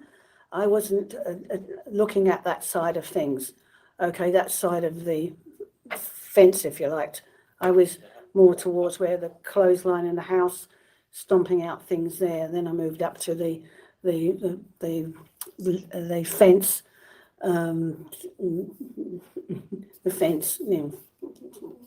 Ms. Kitchen, to ensure that there's no confusion, I'm just asking about your first observations from the veranda when you first saw the chook pen alight at about 1:30 p.m. on the 7th of November. Did you see fire moving, as one looks at this image, in a direction to the right of where the chook pen once stood following in a general direction of the fence line towards the house, parallel to the house, for example? Yeah. Oh, dear. Because the first view I had was the chalk pen alight, and very much alight. That was the shock horror. Okay. Coming back out again, after telling my husband, that's when we sort of realised the grass was starting to catch alight, or was catching alight and starting to move. That's when I went and got the spade to see if I could stop it. Okay, which I did, thank goodness. That's all I can say. Did you see the fire move upslope towards Middle Earth and where the caravan and water tank were located? I was aware that that's what was happening because of all the activity that was there with our neighbours helping and etc. I think I was still around the house making sure things were okay around there. And at any time on the 7th of November, did you see any pile of logs or vegetation alight on your property? Okay, what time are you saying? At 1:30? At any time. At any time on the 7th of November 2019, did you see a pile of logs or vegetation alight or on fire? Okay. Or showing the signs of being alight or on fire? Okay. Oh. Okay. Later on in the afternoon, I think it was. That's when I think Ian shouted out from being at the top. I think it was late in the afternoon that the logs were alight. And that's when we all rushed over to there to put that out, and they put that out. I think I was aware of it then. There's just a lot of activity going on. And prior to that occasion, and when you refer to Ian, are you referring to Ian Songberg? Yes. Prior to that time, did you have on your property a pile of logs and or vegetation? Sorry, are you talking about the logs that were stacked, ready for our heater inside, those ones? Ms. Kitchen, are you aware that Rural Fire Service investigator Mr. Fulliger has expressed the opinion that the cause or the likely cause of this fire was from a pile of logs or vegetation on your property? I know what he says, but that's not true, so that's his... And do you accept that prior to the 7th of November 2019, you did in fact have stacked on your property a pile of logs or vegetation? Logs, yes. Logs, thank you. Logs. And do you accept that that pile of logs was positioned in a general area where Mr. Fulliger has expressed the view where the fire may have originated from? Yes, I guess, yes. All right. And can I ask you this, Ms. Kitchen, what, if any, reason did you or your husband have to have stacked on the property prior to the 7th of November 2019 a pile of logs? In the winter, for the wood burner we have inside the house. And apart from logs, was there any other organic material, vegetation, that was stacked within that pile of logs or around that pile of logs, or not? Not that I remember. No. It was just the logs. They were piled, stacked. And apart from a pile of logs, do you know, and if you don't know, please say so, was there any other debris likely to be positioned within or around the pile of logs, such as glass bottles or glass objects, or not? I don't know, so I'd say not. I'd say not. And We walk past it quite often, so.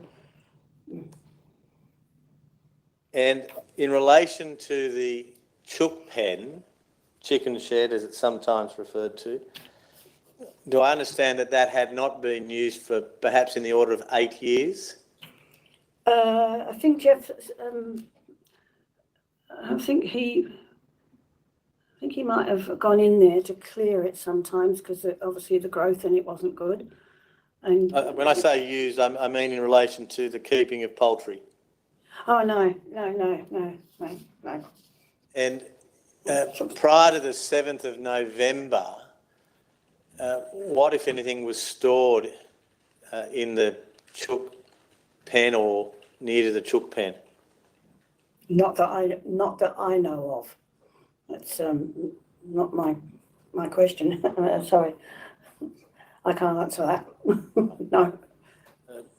Are you able to say when was the last time you sort of went into that general area prior to the 7th of November 2019?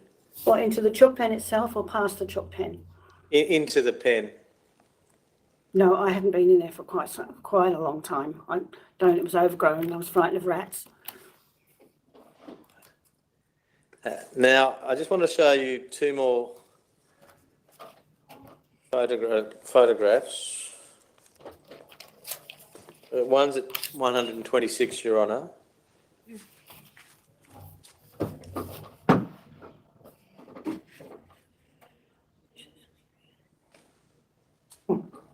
I'll just have that magnified. Do you have that on screen, Ms. Kitchen? Yes. Now, do you see two circular areas of bare ground? Yes. Are they the sites of previous burns on the property? I think the one near the. I know we had a burn in winter out there, so I don't know which pile it is.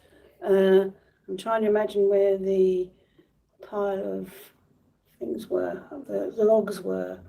I think it's that one.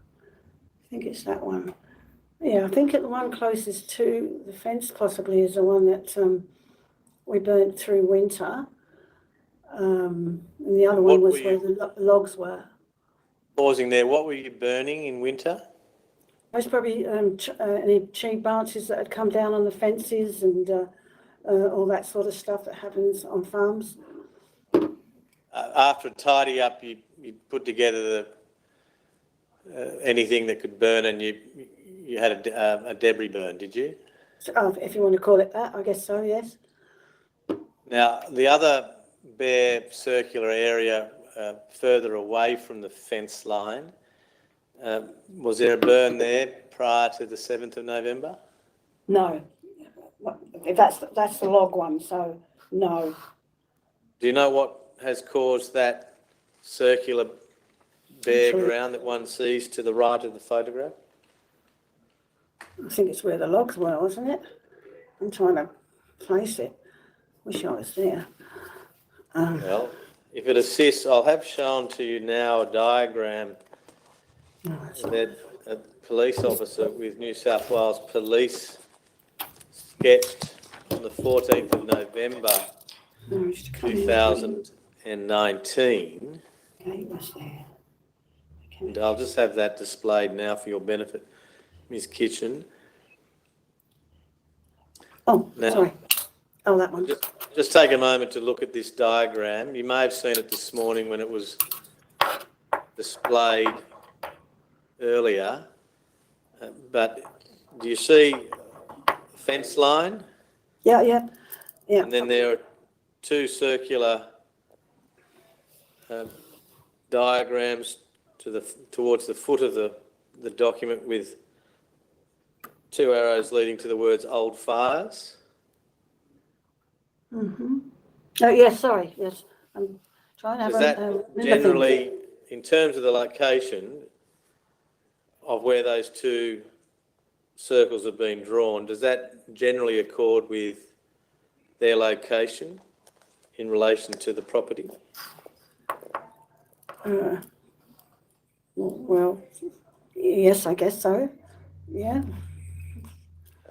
And do I understand correctly your evidence that one of those was the site of an old fire, but you're unsure of what the second one was created by? I'm trying to figure out where the logs were. Well, if you accept the veracity of this diagram, the pile of logs that Mr. Fulliger has expressed the view was the likely cause of the fire is positioned where the letter A is inside a circle that has some hash. Yeah. Does that Okay. assist? So you're saying there's two other burnt areas? Is that what you're Well, I've indicating? shown you a photograph with Yeah. two areas of barren ground, and you've identified one may have been from a debris burning in winter, and the second one, I'm just wanting to know what, to your knowledge, was the cause of it. If you don't know, please say so. I don't guess want you to guess. I'll have to say I don't know because I'm trying to get my memory going here. It's pretty hard. When was the last time that you lived at the property, Miss Kitchen?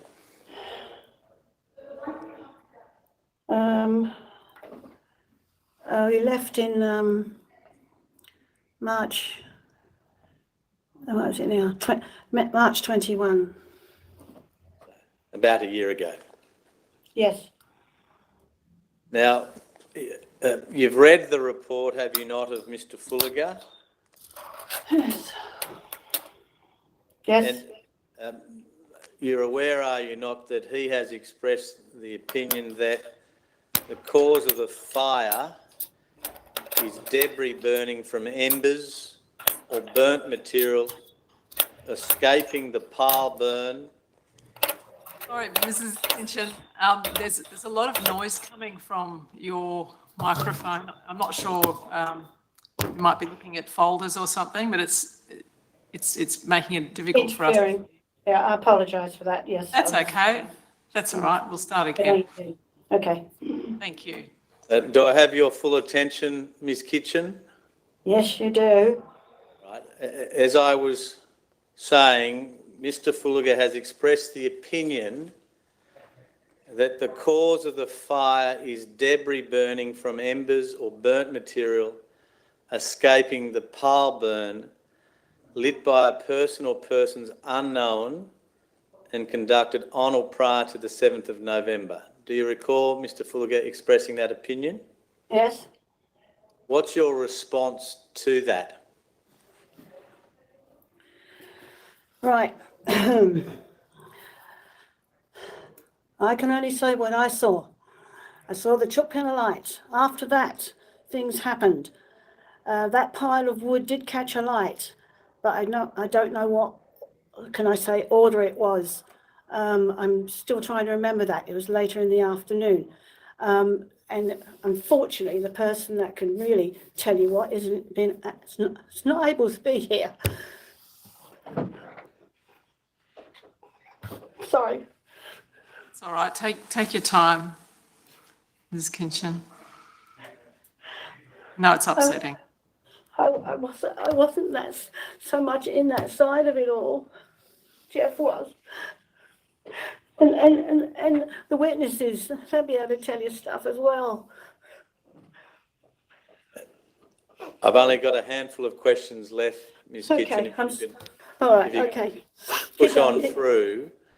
Can I ask you this, and I apologise, I do have to ask it. Yes. Did you light the log pile on the 7th of November 2019? Absolutely not.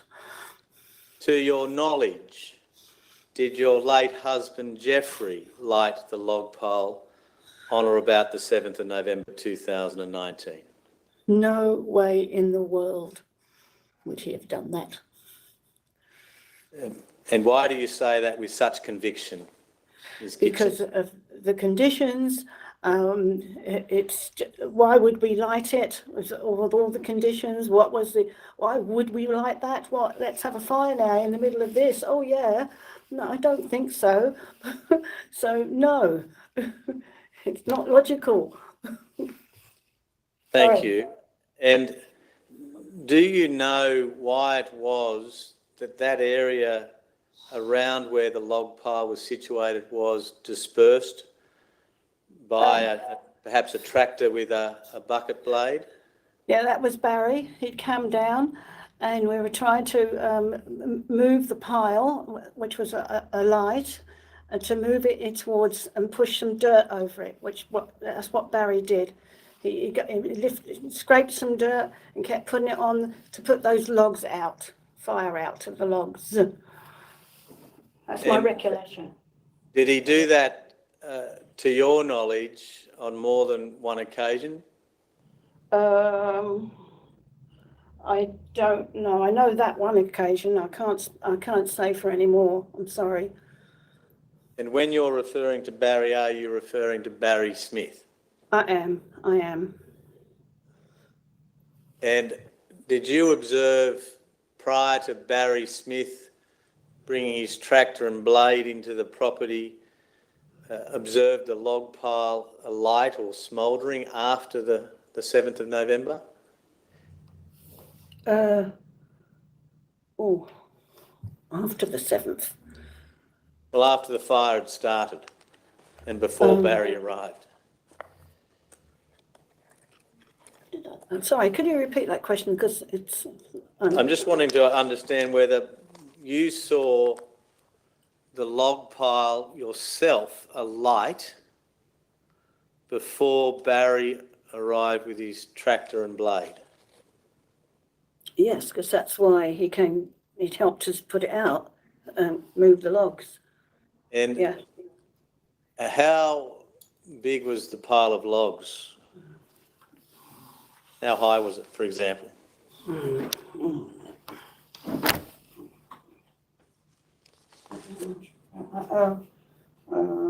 About 3 foot-ish.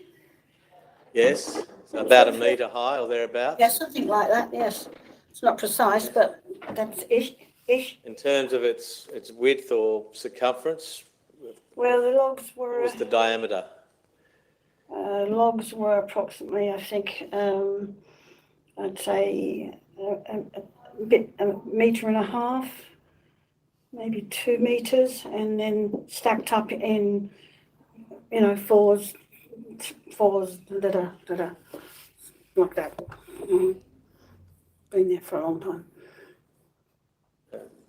Thank you, Ms. Kitchen. That concludes my examination. Okay, thank you. Ms. Kinchin, if you just would wait a moment, I'm just going to see if there's any other questions from the other lawyers. Sure. Mr. Tennyson. No questions, Your Honour, thank you. Mr. Newton. Yes, Your Honour. Ms. Kinchin, can you hear me? Yes.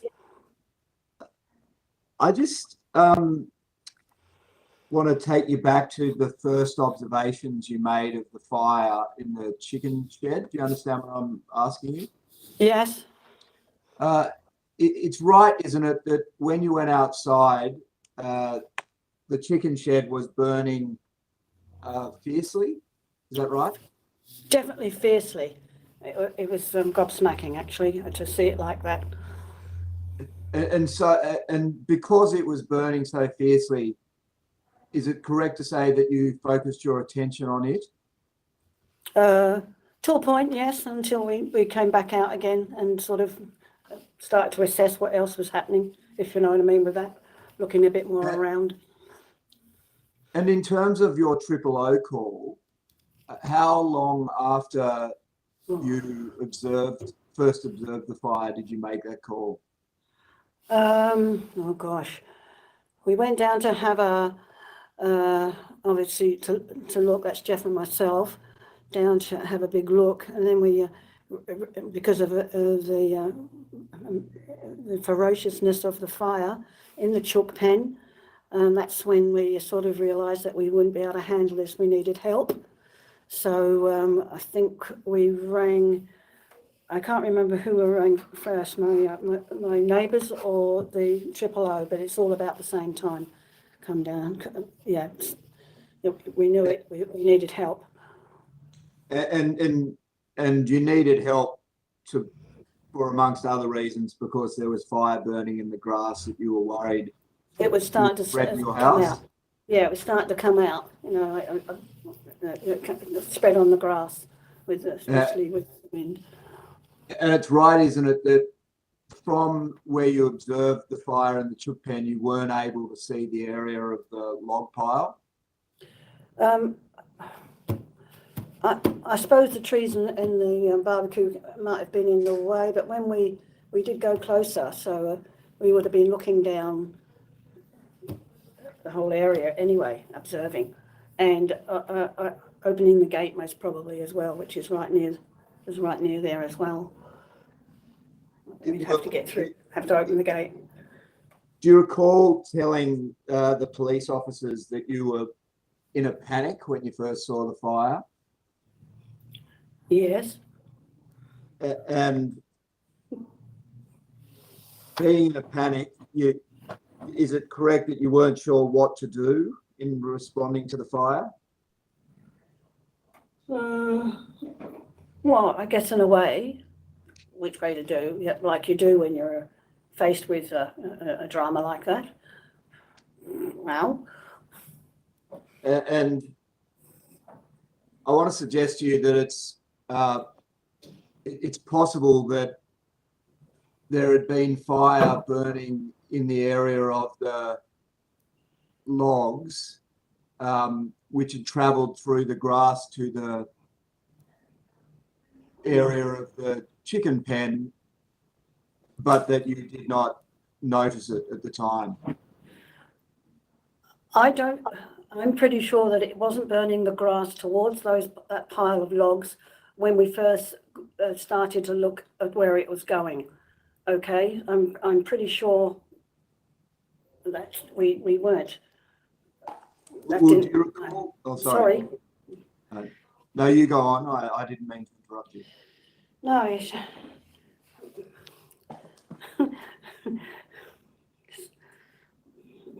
everything's focused on the logs. Chook pen. Ms. Kitchen, I'm not suggesting that you lit a fire or your husband lit a fire in the logs. All I'm suggesting to you is, well, I'll go back a step. Yeah. As I understand it, you don't know how this fire started. That's right. No. That's right. That's right. But it's certainly a fire that you yourself didn't intentionally light. Is that correct? We didn't light it at all. No, well, as far as you're aware, you didn't light it. That's your. Definitely not. But somehow a fire ignited. You agree with that? Oh yes, I think. Sorry. And so, in terms of where it ignited, what I'm suggesting to you is that the fire may have ignited in the area around the pile of logs and travelled through the grass to the chook pen, and you just didn't notice that. The question arises: how did the log fires catch alight then? How were they lit? What you're saying, it would have been lit deliberately or something, suggesting that? No, I'm not. I just go back a step. Thank you for this. A fire started in unexplained circumstances. Do you agree with that? Unexplained, yes. You don't know how it started. No, I'm not the only one. So what I'm suggesting to you is putting to one side how it started. It is possible that the fire started in the area around the logs and travelled through the grass to the area of the chook pen and you did not notice that? Oh, you're saying that's a possibility. So is it possible? Is that what you're asking me, that happened? Yes. Can I just pause there, Your Honour? I think my friend's seeking to obtain an opinion. I think if one can stick with direct evidence of observation, and then it's a matter perhaps for submission ultimately. I think so. Well,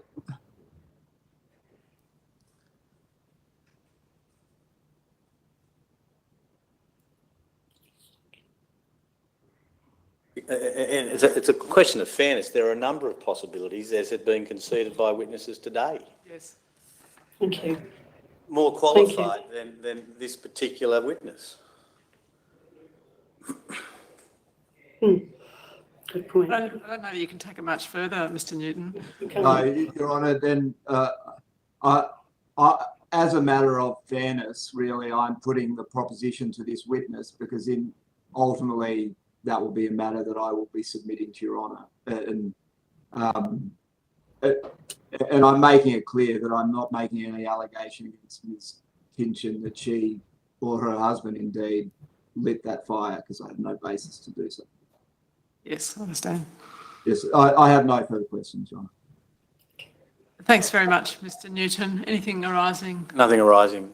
Thanks very much, Mrs. Kinchin. That's the end of your evidence. We really appreciate you making yourself available today, and you're free to go. You're excused. Thank you very much. Thank you. Your Honour, that concludes the evidence today and the evidence in relation to the Hillville Fire, Hillville inquiry. Your Honour now has the benefit of the documentary material contained within the brief of evidence, tendered as Exhibit 50A, as well as the oral testimony of RFS Fire Investigator Mr Mark Fulliger, Detective Technical Sergeant Shane Guymar, and just now from Mrs Peggy Kitchen. At a later stage in Your Honour's inquiry into the 2019-2020 bushfire season, those assisting Your Honour will formally address Your Honour on the cause and origin of the Hillville Fire, Hillville.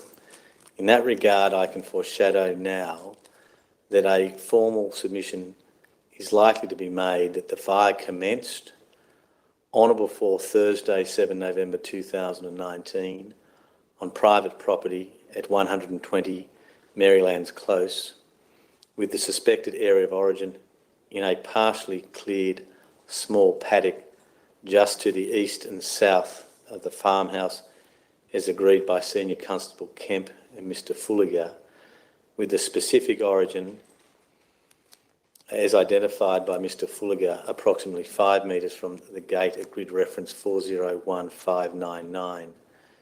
It is believed that the fire was caused as a result of debris burning from embers or burnt material escaping a pile burn. And in relation to possible causes, Your Honour, there may be a number of possible causes in it, and I'd like to address those in writing, Your Honour, prior to Your Honour making any findings, and of course hearing from the parties that have appeared in this particular inquiry. Thank you, Mr Castleton. Would Your Honour formally stand the matter over to the 5th of September 2022? Yes, I do that now. Your Honour, there's a directions hearing scheduled for 10 a.m. on the 6th of April this year in relation to the Central Metro Region fires. The Hillville Fire concludes Your Honour's inquiry into the Northern Region fires of the 2019-2020 bushfire season. Your Honour has scheduled, commencing the 9th of May 2022, a fire inquiry in relation to the Green Wattle Creek fire, the Ruined Castle fire inquiry, and inquest into the deaths of Jeffrey Keaton and Andrew O'Dwyer that week, commencing the 9th of May 2022. Would Your Honour stand Your Honour's inquiries and related inquests over for directions at 10 a.m. on the 6th of April? Yes, I do that. These inquiries and inquests are adjourned to 10 a.m. on the 6th of April, and then the next hearings will commence at 10 a.m. on the 9th of May. Thank you, Mr. Castleton. Please, the Court. Adjourn.